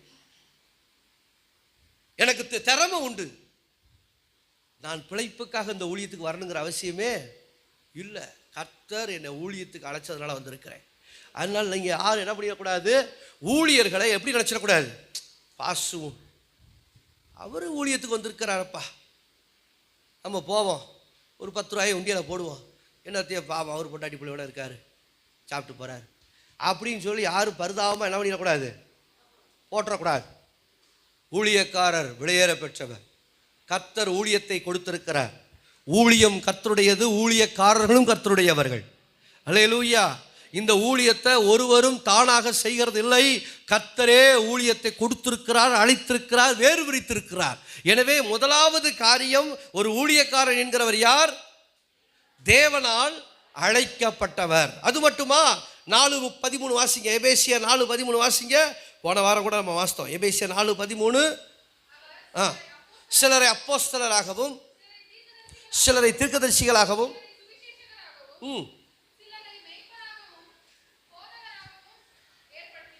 ஏற்படுத்தினார்.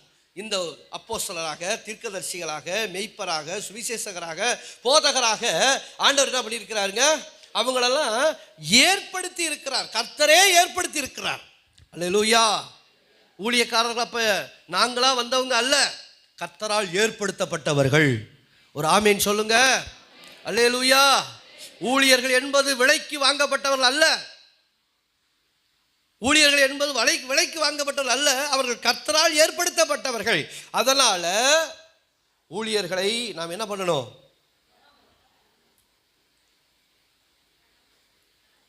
அதுக்கப்புறம் உங்க பாடு. இது முதலாவது காரியம். இரண்டாவது காரியம், யாத்திராகமத்தின் புஸ்தகம் 32வது அதிகாரம் 32வது வசனம் வாசிக்கும்படி கேட்கிறேன். யாத்திராகமம் 32:32 சீக்கிரமாக.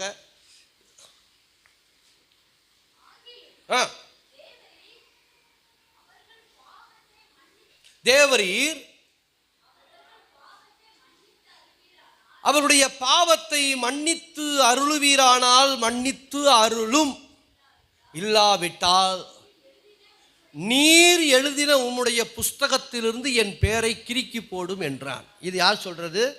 மோசே ஆண்டவரிடத்தில் சொல்றது. எப்ப சொல்றார் அப்படின்னா, ஜனங்களை எகிப்திலிருந்து நடத்திட்டு போறப்ப இவங்கெல்லாம் ஆரோன்கிட்ட சொல்லி ஒரு விக்கிரகத்தை உண்டு பண்ணி அதை ஒரு கண்ணுக்குட்டியை ஆக்கி அதை தூக்கி கும்பிட்டு திருவிழா கொண்டாடினப்ப ஆண்டவர் கோபப்பட்டு அந்த ஜனங்களை வெறுத்துட்டார். வெறுத்து மோசையை பார்த்து சொல்கிறாரு, மோசே இவங்களை விட்டு நீ வெளியே வந்துரு, நான் உன்னை காப்பாற்றுறேன், இவங்களை நான் கொல்ல போகிறேன். அவ்வளோ ஈஸியாக மறக்கிறாங்களே, அவ்வளோ ஈஸியாக கர்த்தர் நடத்துறதை மறக்கிறாங்களே, மோசே நீ அதனால் வந்துரு, என் பேச்சை கேட்டு நீ வந்துரு அப்படின்னு மோசையை பார்த்து ஆண்டவர் கூப்பிடுறார். அப்போ மோசே என்ன சொல்கிறாருன்னா, நல்லா கவனிங்க, தான் முக்கியம். மோசே என்ன சொல்கிறாருன்னா, வேண்டாம்ப்பா, அப்படி நீங்கள் விட்டுட்டா சுற்றி இருக்கிற நாட்டில் இருக்கிறவங்களாம் சொல்லுவாங்க, இவங்க கும்பிட்ட தெய்வம் கையாலாகாத கடவுள், இந்த கூட்டிகிட்டு போனார் வீராப்பா, கூட்டிகிட்டு போனார் எகிப்திலிருந்து, போகிற போக்கில் எல்லாத்தையும் வடாந்தரத்திலையும் கொண்டு விட்டாரு அப்படின்னு சொல்லிடுவாங்க. அதனால் அவங்கள கொன்றாதீங்க, அவங்கள அழிச்சிடாதீங்கப்பா என்று சொல்லி என்ன சொல்கிறாருன்னா, ஆண்டவரே இவங்க பாவத்தை மன்னித்து அருளுங்க, இல்லாவிட்டால் ஜீவ புஸ்தகத்திலிருந்து என் பேரை கிறுக்கி போட்டுருங்க. ஜீவ புஸ்தகத்திலிருந்து என் பேரை கிரிக்கிறங்க. அப்போ ஒரு ஊழியக்காரன் என்கிறது யாரு? ஒரு தீங்கு வரும்போது கொண்டாடுறவன் அல்ல, அந்த தீங்குக்காக மனஸ்தாபப்படுகிறவனே ஊழியக்காரன். அல்லேலூயா. பரிதபிக்கிறவனே ஊழியக்காரன். கர்த்தர் ஒரு ஊழியக்காரர் எந்த ஸ்தானத்தில் வச்சிருக்கிறார்னா, பரிதபிக்கிற ஸ்தானத்தில் வச்சிருக்கிறார். நீங்கள் இருக்கிறீர்கள் என்று சொன்னால் உங்களுக்காக திரை மறைவிலே ஜெபிக்கிற ஊழியர்களைத்தான் ஆண்டவர் வைத்திருக்கிறார். என் அன்புக்குரியவர்களே, ஏன் இன்னைக்கு இந்த மாதிரி பிரசங்கம் பண்ணுறேன்னா, நம்ம கடைசி காலத்தில் வந்திருக்கிறோம். ஒரு பெரிய நெருக்கடியான காலத்தில் வந்திருக்கிறோம். உங்களுக்கு தெரியுமா? ஒரு நெருக்கடியான காலத்தில் வந்திருக்கிறோம். ஒரு பக்கம் கிருபையின் உபதேசம்ங்கிற ஒரு பக்கம், இன்னொரு பக்கம் கள்ள உபதேசம், கள்ள தீர்க்க தரிசனம், இது ஒரு பக்கம் ஓடிக்கிட்டு இருக்குது. நம்பிக்கை துரோகம் ஒரு பக்கம் ஓடிக்கிட்டு இருக்கு. இப்போ இன்னொரு புதுசாக வந்திருக்குது, சினிமா பாட்டையே பாடி ஆறாறு இடத்துல ஒரு சபை, சினிமா பாட்டை பாடி ஆராதிக்கிற ஒரு சபை. மலேசியா சிங்கப்பூரில் இருக்கிற சபையை சொல்லலை, மதுரையில் இருக்கிற சபையை சொல்கிறேன். மதுரையில் தான் ஒரு சபை சினிமா பாட்டை பாடி ஆராதிக்குது. என் அன்புக்குரியவர்களே, அதனால தான் நாங்கள் உங்களுக்கு சொல்ல வேண்டி இருக்குது, ஊழியர்களை நீங்கள் அடையாளம் கண்டுகொள்ளுங்கள். யாராவது உங்கள் வீட்டுக்கு பைபிளை தூக்கிட்டு நாங்களும் ஜபந்தோன்னு தான் வந்திருக்கிறோம், இப்போ நூதனமான உபதேசம் வந்திருக்கு, ஆவியானவர் உங்களை பார்க்க சொன்னார். உங்களை எப்படி ஆவியானவர் இவன் செய்கிற கோல்மாலுக்கு ஆவியானவரை தூக்கி உள்ள பகடக்காய தூக்கிக்குள்ள வர்றான். ஆவியானவர் உங்க வீட்டுக்கு போக சொன்னார் அப்படின்னா தான் நீங்க உள்ள விடுவீங்க. தயவு செய்து அப்படியெல்லாம் குண்டக்கம் மண்டக்கம்லாம் ஆவியானவர் எதுவும் சொல்ல மாட்டார். இன்னைக்கு உங்களை ஊழியர் யார்? உங்க ஊழியர் உங்களுக்காக பரிதபிக்கிறவங்க. இவங்க இன்னைக்கு குந்தினாப்புல நோகாம நொங்கு திங்கிற கதையா? இப்படித்தானே சொல்ல முடியும். நோகாம ஒரு பனைமரத்தில் ஏறி நொங்க வெட்டுறது சாதாரண வேலையா? இவங்க இப்ப என்ன பண்ணிடுறாங்க? நோகாம நொங்கு திங்கிற வேலைக்கு அறிகிறாங்க. ஒரு ஊழியன் யார்? ஒரு திரைமறைவிலே பரிதபிக்கிறவன் தான் ஊழியக்காரன். ஒரு ஆத்தும ரட்சிப்புக்காக கர்ப்ப வேதனைப்படுகிறவன் தான் ஊழியக்காரன். இங்கே மோசே அதைத்தான் செய்தார். ஆண்டவரே, இந்த ஜனங்களுடைய பாவங்களை மன்னித்து அருளுவீரானால் மன்னித்தருளும், இல்லாவிட்டால் புஸ்தகத்திலிருந்து என் பேரை கிறுக்கி போட்டுருங்க. உயிரை படைய வைத்து நிற்கிறவனை ஊழியக்காரன். அல்லேலூயா. ஊழியக்காரனை யார்? சாதாரணமா 5க்கு 10க்கு ஊழியம் செய்கிற ஊழியக்காரன் அல்ல, உயிரை படைய வைத்து ஊழியம் செய்கிறவனை ஊழியக்காரன். நம்முடைய ஊழியக்காரர்களை நீங்கள் ரொம்ப சுலபமாக நினைத்து விட வேண்டாம். மேடை பிரசங்கியார்கள் இருக்கிறாங்க, அங்கெல்லாம் இருக்கிறாங்கன்னா அவங்க ஒரு நாள் உங்களை கூப்பிட்டு உங்களுக்கு ஒரு பிரசங்கம் பண்ணிட்டு போய்கிட்டே இருப்பாங்க. ஆனால் உங்களுக்காக இரவும் பகலும் ஜெபிக்கிறவங்க, உங்களுக்காக நிற்கிறவங்க, உங்களுக்கு ஒரு கஷ்டம்னா தோள் கொடுக்கிறவங்க உங்களை ஊழியக்காரன். எனவே ஒரு ஊழியக்காரன் என்கிறவன் பரிதபிக்கிறவனே ஊழியக்காரன். தன் ஜனத்துக்காக பரிதபிக்கிறான், தன் சபைக்காக பரிதபிக்கிறான், தன் மந்தைக்காக பரிதபிக்கிறான். தன் ஆட்டுக்கு ஒரு கேடு என்று சொன்னால் அந்த ஆட்டினுடைய நலனுக்காக பரிதபிக்கிறான். ஒரு தீங்கு என்று சொன்னால் அந்த தீங்குக்காக மனஸ்தாபப்படுகிறவனே ஊழியக்காரன். அதைத்தான் மோசே செய்தார். ஆண்டவரே, இவர்கள் பாவங்களை மன்னித்தருளுவீரானால் மன்னித்தருளும், இல்லாவிட்டால் ஜீவ புஸ்தகத்திலிருந்து என் பேரை கிறுக்கி போடும். உயிரை பணைய வைத்து ஊழியம் செய்கிறவன். எனவே ஊழியக்காரன் என்கிறவன் கர்த்தரால் அழைக்கப்பட்டவர். ஊழியக்காரர் என்கிறவர் தேவனால் ஏற்படுத்தப்பட்டவர். ஊழியக்காரர் என்கிறவர் மரணத்தை, அதாவது உயிரை பணைய வைத்து ஊழியம் செய்கிறவனே ஊழியக்காரன். அல்லேலூயா. மூன்றாவதாக லூக்கா சுவிசேஷம் 5வது அதிகாரம் 11வது வசனத்தை வாசிக்கும்படி கேட்கிறேன். லூக்கா 5:11.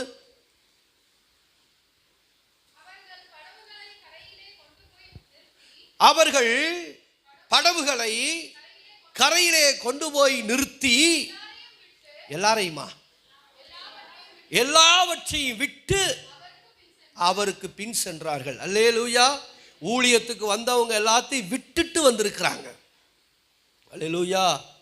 கவனிக்கிறீங்களா? ஊழியத்துக்கு வர்றவங்க எல்லாரும் என்ன செஞ்சுட்டு வந்திருக்காங்க?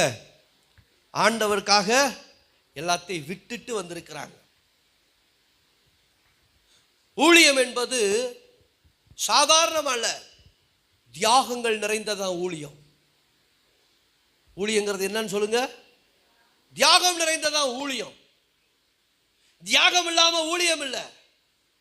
ஆண்டவருக்காக அந்த அன்னைக்கு இந்த சீஷர்கள் எல்லாத்தையும் விட்டுட்டு வந்தாங்க. எலிசா எலிசா ஊழியத்துக்கு வர்றப்ப அவர் ஏறு பூட்டி உழுதுகிட்டு இருக்கார். அந்த ஏரை விட்டுட்டு, ஏறு மாட்டை விட்டுட்டு ஊழியத்துக்கு வந்தவர். பவுல் சாதாரணமானவர் அல்ல. பிலிப்பியர் நிருபத்தில் 3ஆம் அதிகாரத்தில் போடப்பட்டிருக்கு, அவர் 8ஆம் நாளில் விருத்த சேதனம் பண்ணப்பட்டவர். எபிரேயரில் பிறந்த எபிரேயர், பரிசேயர், பக்தி வைராக்கியத்தின்படி சபையை துன்பப்படுத்தினவர், பென்யமீன் கோத்திரத்தார், ஊர்பட்ட அவருக்கு ஒரு பெரிய பயோடேட்டாவே வருதுங்க.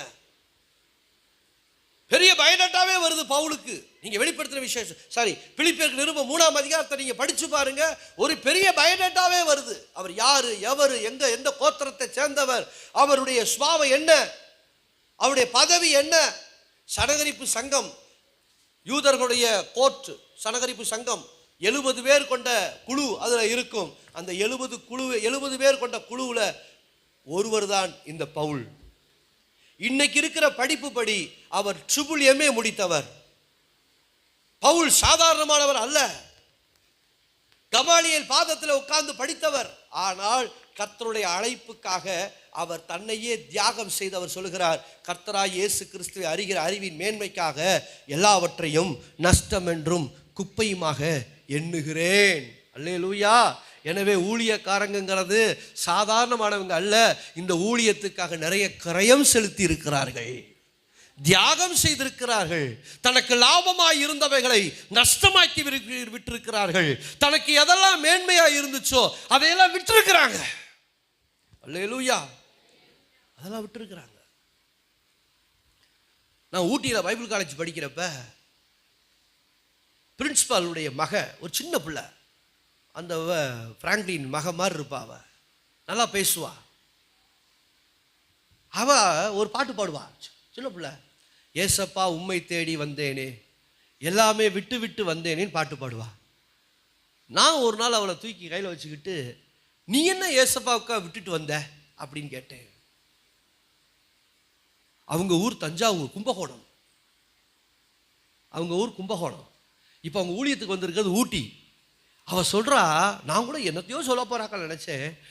நாங்கள் கும்பகோணத்தில் இருந்தோம். என் ஃப்ரெண்டு கமலேஷ் இருந்தான், என் ஃப்ரெண்டு அவங்க பேரெல்லாம் ஒரு 10 பேருடைய பேரை சொல்கிறா. இவங்க எல்லாத்தையும் நான் விட்டுட்டு இங்கே வந்துட்டேன். ஏசப்பா உண்மை தேடி வந்தேனே, எல்லாத்தையும் விட்டுட்டு வந்தேனே. என் 10 ஃப்ரெண்டையும் விட்டுட்டு நான் ஊழியத்துக்கு வந்திருக்கேங்கிற அவ எவ்வளோ புரிஞ்சுக்கிறா பாருங்க. என் 10 ஃப்ரெண்டை விட்டுட்டு வந்திருக்கிறேன். என்னுடைய பிள்ளைகளை, ஊழியக்காரர் என்கிறவர்கள் அவங்க சாதாரண இல்லை, ஒரு பெரிய தியாகத்தின் அடிப்படையில் வந்திருக்கிறாங்க, கிரயம் செலுத்தி வந்திருக்கிறாங்க. அதனால ஊழியக்காரங்க நம்ம என்ன பண்ணிடக்கூடாது, துச்சமாக நினைச்சிடக்கூடாது. அல்லேலூயா. எனக்கு நானே பிரசங்கம் பண்ணிக்கிறேன்.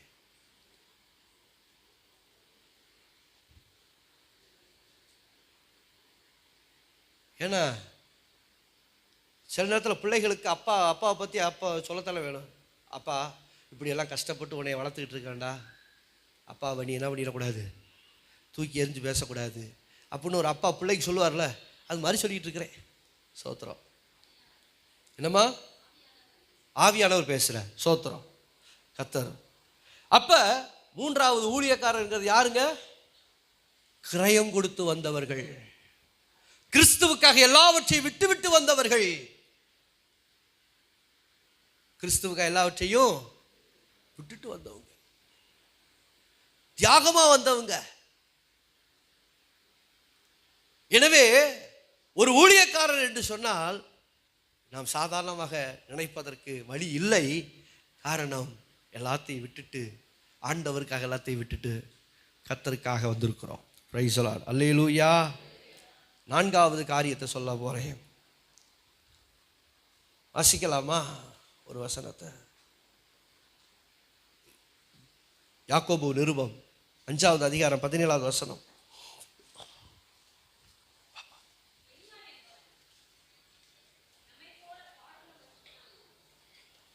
எலியா என்பவன் நம்மை போல ஒரு பாடுள்ள மனுஷன். அல்லேலூயா. 4வது ஊழியக்காரன்கிறது யாருங்க? ஒரு ஆர்டினரி மேன், ஒரு பாடுள்ள ஒரு மனுஷன். 2 அர்த்தத்தை அதில் சொல்ல போகிறேன், நீங்கள் புரிஞ்சுக்கணும். இந்த பாடுள்ள மனுஷனுக்கு 2 அர்த்தம். ஒரு அர்த்தத்தை முதல் சொல்கிறேன். ஊழியக்கார் என்கிற ஒரு சாதாரண ஒரு மனுஷன்தான். அல்லேலூயா, புரிஞ்சுக்கிட்டீங்களா? ஊழியக்கார் என்கிறவர் ஆண்டவரால் பயன்படுத்தப்படுகிற ஒரு சின்ன ஒரு பாத்திரம்தான். ஆனால் ஊழியக்கார் யாராக முடியாது? கடவுளாக முடியாது. இன்னைக்கு இந்த கடைசி கால சபையில் இருக்க ஒரு பெரிய பிரச்சனை, ஊழியர்கள் இயேசுவுக்கு மேலே போயிடுறாங்க. இன்னைக்கு ஊழியர்களை ஆராதிக்கிற கூட்டம் பெருகி கொண்டிருக்கிறது. எப்படி உலகத்தில் வந்து அஜித்துக்கு ரசிகர்கள் இருக்கிறார்களோ, விஜய்க்கு ரசிகர்கள் இருக்கிறார்களோ, விஜயகாந்துக்கு ரசிகர்கள் இருக்கிறாங்களோ, அதுபோல் இன்னைக்கு வந்து ஊழியக்காரங்களுக்கும் ரசிகர்கள் இருக்கிறாங்க. இவர் சொன்னா சரிதாங்க, இவர் சொன்னா சரிதாங்க, தலை சொல்லிட்டார் அப்படிங்கிற மாதிரி ஊழியர்கள் இன்னைக்கு என்னவா மாறிட்டு இருக்கிறாங்க? முக்கியமானவராக கருதப்படுகிறார்கள். நல்லா ஒன்று புரிஞ்சுக்கணும் பிரியமானவர்களே, பவுல் தெளிவாக சொல்றார், நான் நட்டேன், அப்போலோ நீர் பாய்ச்சினான், கர்த்தரே விளையச் செய்தார். நட்டவனாலும் இல்லை, நீர் பாய்ச்சுகிறவனாலும் இல்லை, விளையச் செய்கிற தேவனாலே எல்லாம் ஆகும். அல்லேலூயா. அதனால தான் யோவான் ஸ்நானகன் அடிக்கடி சொல்ற ஒரு வார்த்தை, நல்லா கவனிங்க, ஒரு ஊழியக்காரனுக்கு தாழ்மை இருக்க வேண்டும், அவர் பெருகவும் நான் சிறுகவும் வேண்டும் என்று சொல்லுகிறார்.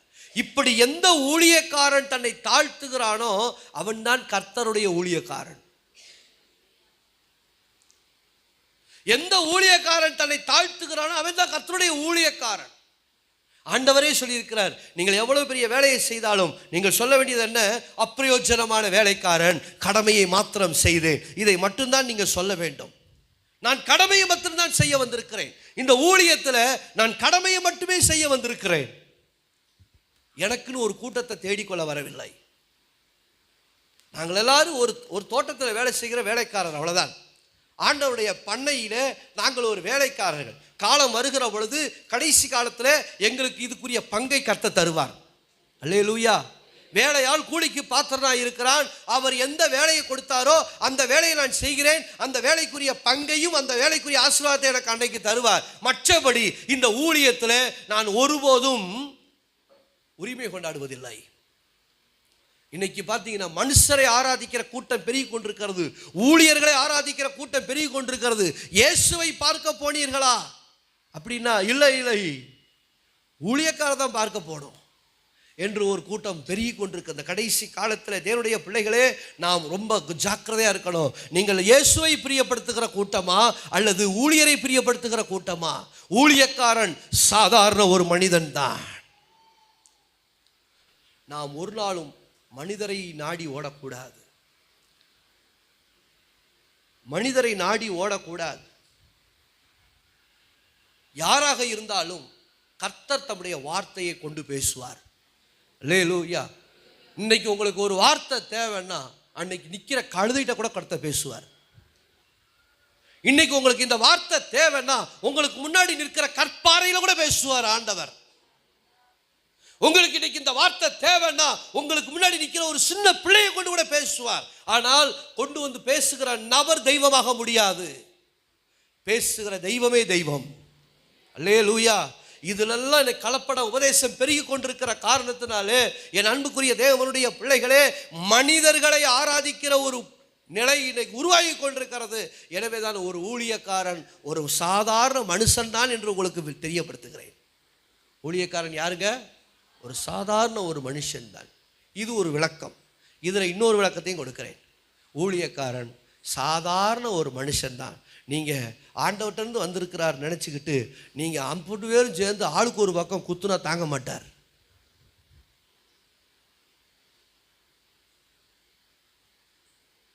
நான் சொல்கிறது புரியுதா உங்களுக்கு?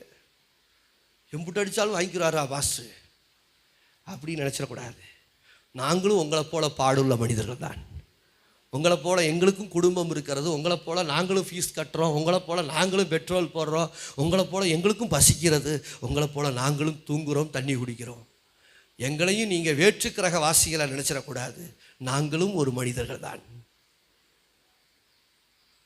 சோத்திரம். அல்லேலூயா.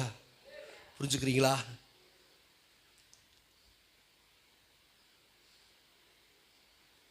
தேவனுடைய பிள்ளைகள் நம்ம புரிஞ்சுக்கணும். கடைசியாக ஒரு பாயிண்ட்டை சொல்லி முடிக்க போகிறேன். கடைசி பாயிண்டாக சொல்லி முடிக்கிறேன். வாசிக்கலாம். 2 கொரிந்தியர்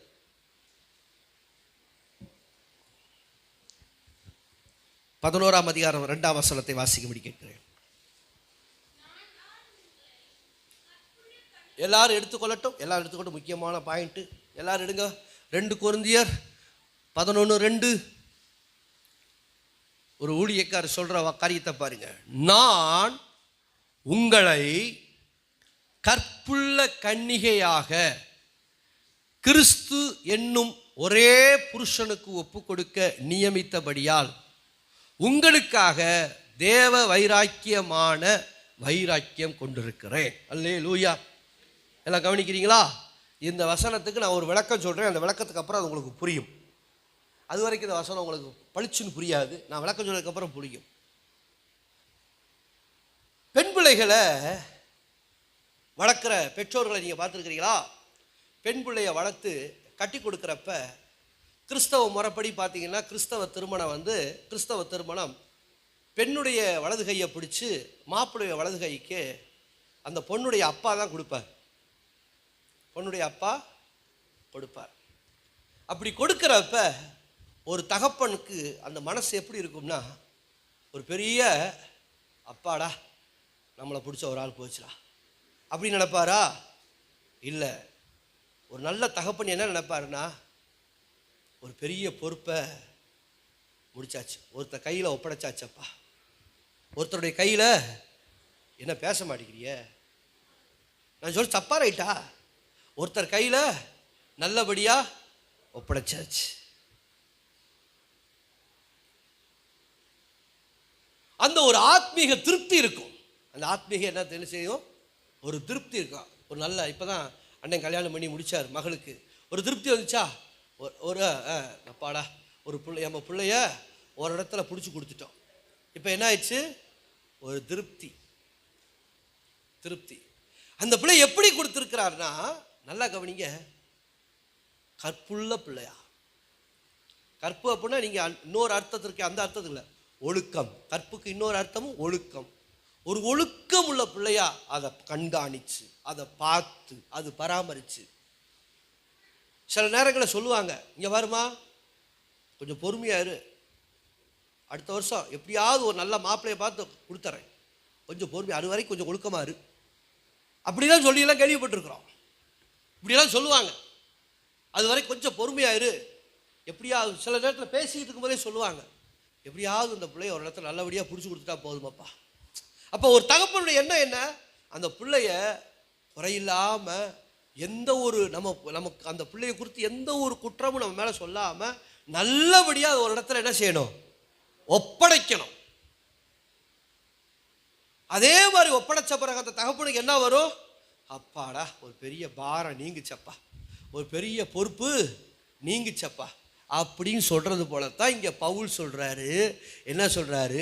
நான் உங்களை கற்புள்ள கன்னிகையாக கிறிஸ்து என்னும் ஒரே புருஷனுக்கு ஒப்பு கொடுக்க உங்களை நியமிச்சிருக்கிறேன். இப்போ நம்மெல்லாம் யாருங்க? மணவாட்டியாகிய சபை. நம்மெல்லாம் பொண்ணு. நம்ம எல்லாரும் யாருங்க? பொண்ணு. மாப்பிள்ளை யாரு? கிறிஸ்து தான் மாப்பிள்ளை. இந்த கிறிஸ்துவுக்கு இந்த பொண்ணு எப்படி போகணும்? பழுதில்லாம குறையில்லாம அந்த கிறிஸ்து என்கிற மணவாளனுக்கு இந்த மணவாட்டியாகிய சபை அவர் கையில் ஒப்படைக்கப்படணும். இதைத்தான் பவுல் சொல்றார். இதுக்கு நான் வைராக்கியமாக இருக்கிறேன். இப்போ நான் என்ன சொல்கிறேன்னா, இந்த சபை, இந்த மணவாட்டி ஆகிய சபை கிறிஸ்து என்கிற மணவாளன் கையில் ஒப்பு கொடுக்கறதுக்காக ஊழியர்களாகிய நாங்கள் உத்தரவாதம் உள்ள ஊழியர்கள். எப்படி உங்கள் தகப்பன் ஒரு பொம்பளை பிள்ளை எப்படி வளர்க்குறாரு? என்ன ஃபோனில் முன்னேற என்ன பேசிகிட்டு இருக்கிற? எதுக்கு ஒரு நேரம் பேசிகிட்டு இருக்க? அப்படி சொல்கிறாரா அப்பா? அப்படி சொல்கிறப்ப நமக்கு என்ன வருது? எரிச்சல் வருது. அதைத்தான் நானும் சொல்கிறேன். இப்போ எதுக்கு நீங்கள் அங்கெல்லாம் பேசிகிட்டு இருக்கீங்க? ஏன் நீங்கள் அந்த உங்கள் ஒருத்தர் குறை சொல்லக்கூடாது. அந்த அந்த அந்த அந்த மணவாளன் கையில் ஒப்படைக்கிறப்ப ஒருத்தரும் உங்களை குறை சொல்லிடக்கூடாது. அதுக்காகத்தான் இந்த ஆவிக்குரிய தகப்பன், எதுக்கு ஃபோன் பேசுகிற, எதுக்கு அங்கே போகிறீங்க, எதுக்கு இதை பார்க்குறீங்க, ஏன் அதை பார்க்குறீங்க அப்படின்னு சொல்கிற காரணம் என்ன? உங்களை ஒரு நாளும் ஒருத்தரும் குறை சொல்லிடக்கூடாது. உங்களை ஒரு நாளும் ஒருத்தரும் குறை சொல்லக்கூடாது. என்னுடைய நோக்கம் என்னன்னா, நாங்கள் ஏதோ கூலிக்காக ஊழி செய்கிறவங்க அல்ல. அந்நாள் வரைக்கும் உங்களை பாதுகாத்து பண்படுத்தி அந்த மணவாளன் கையில் ஒப்படைக்கிற ஒரு கற்புள்ள மணவாட்டியாகிய சபையை கொண்டு போய் சேர்க்க வேண்டியதே இந்த உத்தரவாதமுள்ள ஊழியக்காரன். அல்லேலூயா. கர்த்தர் இந்த ஊழியத்தில் எங்களுக்கு உத்தரவாதத்தை கொடுத்திருக்கிறார். உண்டியல் கொடுக்கறதுக்காக இல்லை, காசுக்காக இல்லை, உத்தரவாதம் உள்ள ஊழியம். அந்த உத்தரவாதம் என்ன? அந்த மணவாளன் கையில் போய் இந்த மணவாட்டியை கற்புள்ள மணவாட்டியாக போய் ஒப்படைக்கணும். ஆண்டவரே, 200 பேருக்கு ஞானஸ்தானம் கொடுத்துருக்கேன்ப்பா, இந்த 200 பேரை நான் போய் ஒப்படைக்கணும். இதுதான் உத்தரவாதம். 200 பேருக்கு இந்த தொட்டியில் ஞானஸ்தானம் கொடுத்துருக்கிறேன், 5000 பேருக்கு இந்த தொட்டியில் ஞானஸ்தானம் கொடுத்துருக்கிறேன். அந்த 5000 பேரையும் கற்புள்ள மணவாட்டியா அந்த அந்த ஆண்டவராக இயேசு கிறிஸ்துவிடத்தில் போய் ஒப்படைக்கணும். ஊழியக்காரன் என்கிறவன் உத்தரவாதம் உள்ள ஊழியக்காரன். அல்லேலூயா. இப்போ எத்தனை காரியம் சொல்லியிருக்கேன்? ஊழியக்காரன் என்கிறவன் யார்? தேவனால் அழைக்கப்பட்டவன் ஊழியக்காரன். 2வதாக பரிதபிக்கிறவனே, தன் ஜனங்களுக்காக பரிதபிக்கிறவனே ஊழியக்காரன். 3வதாக என்னவா? கிரயம் கொடுத்தவனே ஊழியக்காரன். தியாகத்தின் அடிப்படையிலே கிரயம் செலுத்தினவனே ஊழியக்காரன். 4வதாக பாடுள்ள மனுஷரே ஊழியக்காரன், பாடுள்ள மனுஷன். 5வதாக உத்தரவாதம் உள்ள ஊழியக்காரன். அல்லேலூயா. எனவே அன்புக்குரியவர்களே, நாம் பரலோகம் போகிற அந்த நாளுக்காக நம்மளை சபையில் ஆண்டவர் வைத்திருக்கிறார். அந்த சபையில் நம்மளை பண்படுத்துகிறார். தம்முடைய மெய்ப்பனை கொண்டு, தம்முடைய மந்தை மெய்ப்பனை கொண்டே கர்த்தர் சபையை நடத்துகிறார். எனவே இந்த மெய்ப்பனுக்கு நீங்கள் எல்லா விதத்திலும் எப்படி இருக்கணும்? அன்பின் நிமித்தம் நீங்கள் எப்படி இருக்கணும்? கீழ்ப்படிய வேண்டும். கீழ்ப்படிந்து அந்த போதகருடைய அந்த வழி நடத்துதல்ல, அந்த மெய்ப்பனுடைய வழி நடத்துதல்ல, அந்த கற்புள்ள மணவாட்டியாக அந்த ஒரே கிறிஸ்து என்கிற புருஷனுக்கு வாழ்க்கைப்பட நம்மை ஒப்பு கொடுப்போம். அவருக்காக ஆயத்தமாவோம். நாம் யாவரும் எழுந்து நிற்போம். ஆண்டவர் சமூகத்தில் கர்த்தர் நம்மோடு கூட பேசியிருக்கிறார். எத்தனை பேருக்கு இந்த செய்தி உங்களுக்கு பிரயோஜனமாக இருந்துச்சு? உங்களை ஊழியக்காரரை குறித்து தெரிஞ்சுக்கக்கூடிய ஒரு வாய்ப்பு. Praise the Lord. அல்லேலூயா.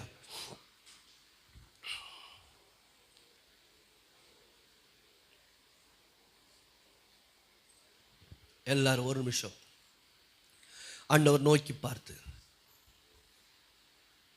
தேவன் நோக்கி பார்த்து, பிரைஸ் காட், எல்லாரும் அவரை நோக்கி பார்த்து,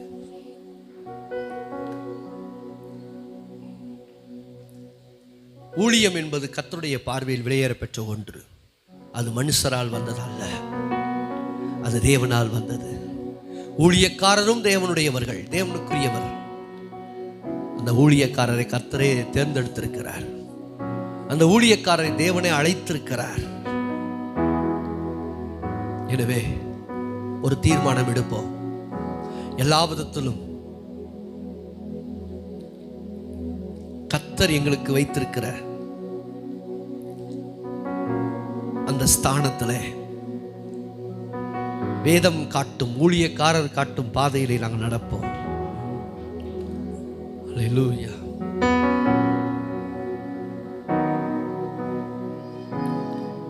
நேசிக்கிற நல்ல தகப்பனே, இந்த ஆசீர்வதிக்கப்பட்டதான் ஆண்டவரே, இந்த மனமகிழ்ச்சி நாளுக்காக நன்றி செலுத்துகிறப்பா. இந்த நாள் ஆண்டவரே எங்களை எல்லாரையும் ஆண்டவரே உடைய திட்டத்தின்படி தேவன் கூட்டி சேர்த்து ஆண்டவரே உம்மை துதிக்க, உம்மை ஆராதிக்க, உம்முடைய நாமத்தை மகிமைப்படுத்த ஆண்டவரே கர்த்தர்களுக்கு கிருபை பாராட்டின அன்புக்காக நன்றி செலுத்துகிறோம். இந்த நாளில் ஆண்டவரே அப்பா, கர்த்தருடைய ஊழியக்காரர்கள் யார், அவர்கள் எப்படிப்பட்டவர்கள் என்பதை ஆண்டவரே அப்பா உம்முடைய வேதத்திலிருந்து நாங்கள் அப்பா அறிந்து கொள்ள கர்த்தர்களுக்கு உதவி செய்திரே. ஒருவேளை ஆண்டவரே ஸ்தோத்திரப்பா இப்படிப்பட்ட விதத்தில் எங்களுக்கு சரியான ஆண்டவரே தெளிவு இல்லாத இருக்குமானால் இந்த நாளில் கர்த்தர் எங்களோடு பேசின அந்த வார்த்தைகளுக்காக நன்றி ஆண்டவரே. அப்பா ஸ்தோத்திரிக்கிறப்பா ஆண்டவரே. அதே போல் ஆண்டவரே ஸ்தோத்திரப்பா அந்த வசனத்தை நாங்கள் ஆண்டவரே ஒவ்வொருவரும் ஆண்டவரே ஸ்தோத்திரப்பா எங்கள் மனதில் பதித்து கொண்டு அதற்கேற்ற விதத்தில் ஆண்டவரே அப்பா எங்களுடைய செயல்பாடுகளை நாங்கள் ஆண்டவரே அப்பா காண்பிக்கத்தக்கதாய் கர்த்தரங்களுக்கு உதவி செய்யும்படியாய் உடைய கரத்தில் ஒப்பு கொடுக்குறப்பா ஆண்டவரே ஸ்தோத்திரிக்கிறப்பா. ஆண்டவரே எப்படி ஆண்டவரே ஸ்தோத்திரப்பா நீர் ஆண்டவரே ஊழியத்திற்கு ஆண்டவரே தம்முடைய ஊழியக்காரர்கள் அழைத்திருக்கிறேன் என்பதை ஆண்டவரே கர்த்தர் தெளிவுபடுத்தினபடினால் மக்கள் நன்றி செலுத்துகிறப்பா. நன்றி செலுத்துகிறோம் ஆண்டவரே. சபை கர்த்தருடையது ஆண்டவரே. ஊழியர் கர்த்தருடையவர், கர்த்தரால் ஏற்படுத்தப்பட்டவர் என்பதை ஆண்டவரே இந்த நாளில் எங்கள் கற்றுக் கொடுத்த அன்புக்காக நன்றி ஆண்டவரே. அப்பா அதன் அடிப்படையில் ஆண்டவரே ஸ்தோத்திரப்பா நாங்கள் ஒவ்வொருவரும் ஆண்டவரே அப்பா ஆண்டவரே நாங்கள் களங்கமில்லாமல் ஆண்டவரே பின்பற்ற கர்த்தர்களுக்கு அனுக்கிரகம் பாராட்டுங்க ஆண்டவரே. நாங்கள் ஜெபித்தது போல் ஆண்டவரே அந்த வருகைக்கு ஆண்டவரே சபையிலிருந்து நாங்கள் ஒவ்வொருவரும் ஆயத்தப்பட எங்களுக்கு உதவி செய்யுங்க ஆண்டவரே. இந்த வருகைக்கென்று ஆண்டவரே ஒவ்வொரு நாளும் ஆண்டவரே சத்தியத்தில் நாங்கள் பலப்பட கர்த்தர்களுக்கு அனுக்கிரகம் பாராட்டுங்கப்பா. அப்படியே கரத்தில் எங்களை தாழ்த்துக்கிறோம், அர்ப்பணிக்கிறப்பா. ஒவ்வொரு நாளும் கற்றுக் கொடுங்கப்பா. வேதத்தை நாங்கள் வாசிக்கும் பொழுது ஆண்டவரே நாங்களப்பா எப்படி நடக்க வேண்டும் என்று சொல்லி ஆவியானவர் எங்களுக்கு நீர் ஆண்டவரே தெளிவுபட கர்த்தர் கற்றுக் கொடுக்கும்படியா நாங்கள் ஜெபிக்கிறோம். நீர் அப்படியே செய்து ஆண்டவரே எங்களை நடத்த போகிற அன்புக்காக நன்றி. இப்பொழுதும் கூடப்பா வந்த ஒவ்வொரு பிள்ளைகளை கர்த்தர் ஆசீர்வதிங்க. நிறைவான நன்மைகளினால் கர்த்தர் நிரப்புங்கப்பா ஆண்டவரே. எதிர்பார்த்திருக்கிற நன்மைகள் ஆசீர்வாதங்கள் ஆண்டவரே நம்முடைய கரத்திலிருந்து கைகூடி வரட்டும். எல்லா சரீர பலவீனங்கள் மாறட்டும் ஆண்டவரே. அப்பா அந்த இடத்துல பிரசன்னமாயிருக்கிற தேவன் ஒவ்வொருவருடைய அப்பா பலவீனங்களை கர்த்தர் மாற்றும்படியா என்னுடைய பாதத்தில் வருகிற ராஜா. ஒவ்வொருவருடைய பலவீனங்களை மாற்றும் சுகத்தாலும் பலத்தாலும் கர்த்தர் நீ நிரப்படியா நாங்கள் ஜெபிக்கிறோம். அதே போல் ஆண்டவரே ஸ்தோத்திரப்பா ஆண்டவரே. சமாதான குறைவோடு இருக்கிற ஆண்டவரே குடும்பங்களுக்காக நம்முடைய பாதத்தில் வருகிறோம். பூர்ண சமாதானத்தை ஒவ்வொரு குடும்பத்திலும் கர்த்தர் தந்து ஆசீர்வதிங்கப்பா ஆண்டவரே. ஸ்தோத்திரிக்கிறப்பா அந்த மாதம் முழுவதும் ஆண்டவரே இந்த வாரம் முழுவதும் கர்த்தர் போதுமானவராக இந்த நடத்துங்க. தேவைகளை சந்திங்க. போக்கில் வரத்திலும் கூட இருங்கப்பா. நம்முடைய கிருபையின் கரம் ஒவ்வொருவரையும் இந்த வாரம் முழுவதும் ஆளுக செய்யட்டும் ஆண்டவரே. அதே போல் நாங்கள் இருக்கிற பகுதிகளில் ஆண்டவரே நாங்களப்பா வேலை செய்கிற இடங்களில் நாங்கள் செல்லுகிற எல்லா இடங்களில் ஆண்டவரே எங்கள் தேவனுக்கு நாங்கள் மகிமையை கொண்டு வருகிற ஒரு கூட்டமாக எங்களை மாற்றுங்கப்பா ஆண்டவரே. எங்களில் வெளிச்சம் ஆண்டவரே இல்லாகாதபடிக்கு பிரகாசிக்கத்தக்கதாய் ஆண்டவரே நாங்களப்பா உலகத்திற்கு ஆண்டவரே வெளிச்சமாக இருக்கத்தக்கதாய் கர்த்தர் எங்களுக்கு உதவி செய்யும்படியா நாங்கள் ஜெபிக்கிறப்பா. அப்படியே கருத்தில் ஒப்பு கொடுக்கிறோம் ஆண்டவரே. இந்த வாரம் முழுவதும் கர்த்தர் நீங்கள் எங்களை நடத்த போகிற அன்புக்காக நன்றி ஆண்டவரே. நம்முடைய கிருபையின் கரம் ஒவ்வொருவரையும் ஆண்டவரே ஆட்கொண்டு ஆளுகை செய்து நடத்தட்டும். நாளில் ஆண்டவரே அப்பா காணிக்கை ஆண்டவரே படைத்த ஒவ்வொரு கரங்களை கர்த்தர் ஆசீர்வதிங்க. நிறைவான நன்மைகளினால் கர்த்தர் நிரப்புங்கப்பா ஆண்டவரே. காணிக்கையின் மூலமாய் உம்மை கனம் பண்ணினபடியினால் ஆண்டவரே அதற்குரிய நன்மை ஆசீர்வாதம் ஆண்டவரே எல்லாவற்றையப்பா நம்முடைய பிள்ளைகளுக்கு ஆண்டவரை நிறைவாய் தந்து நம்முடைய பிள்ளைகளை ஆண்டவரை நிறைவாய் கர்த்தர் ஆசீர்வதிக்க முடியாது நம்முடைய கர்த்தர் ஒப்பு கொடுக்கிறோம். இந்த காணிக்கை ஆண்டவரே நம்முடைய நாம் மகிமைக்கென்றே செலவு பண்ணப்பட உதவி செய்யுங்க ஆண்டவரே. நம்முடைய கிருபை தொடர்ந்து எங்களை தாங்கட்டும், நடத்தட்டும், பாதுகாக்கட்டும். ரட்சகர் இயேசுவின் நாமத்தில் ஜெபிக்கிறோம் எங்கள் ஜீவனுள்ள நல்ல பிதாவே, ஆமென்.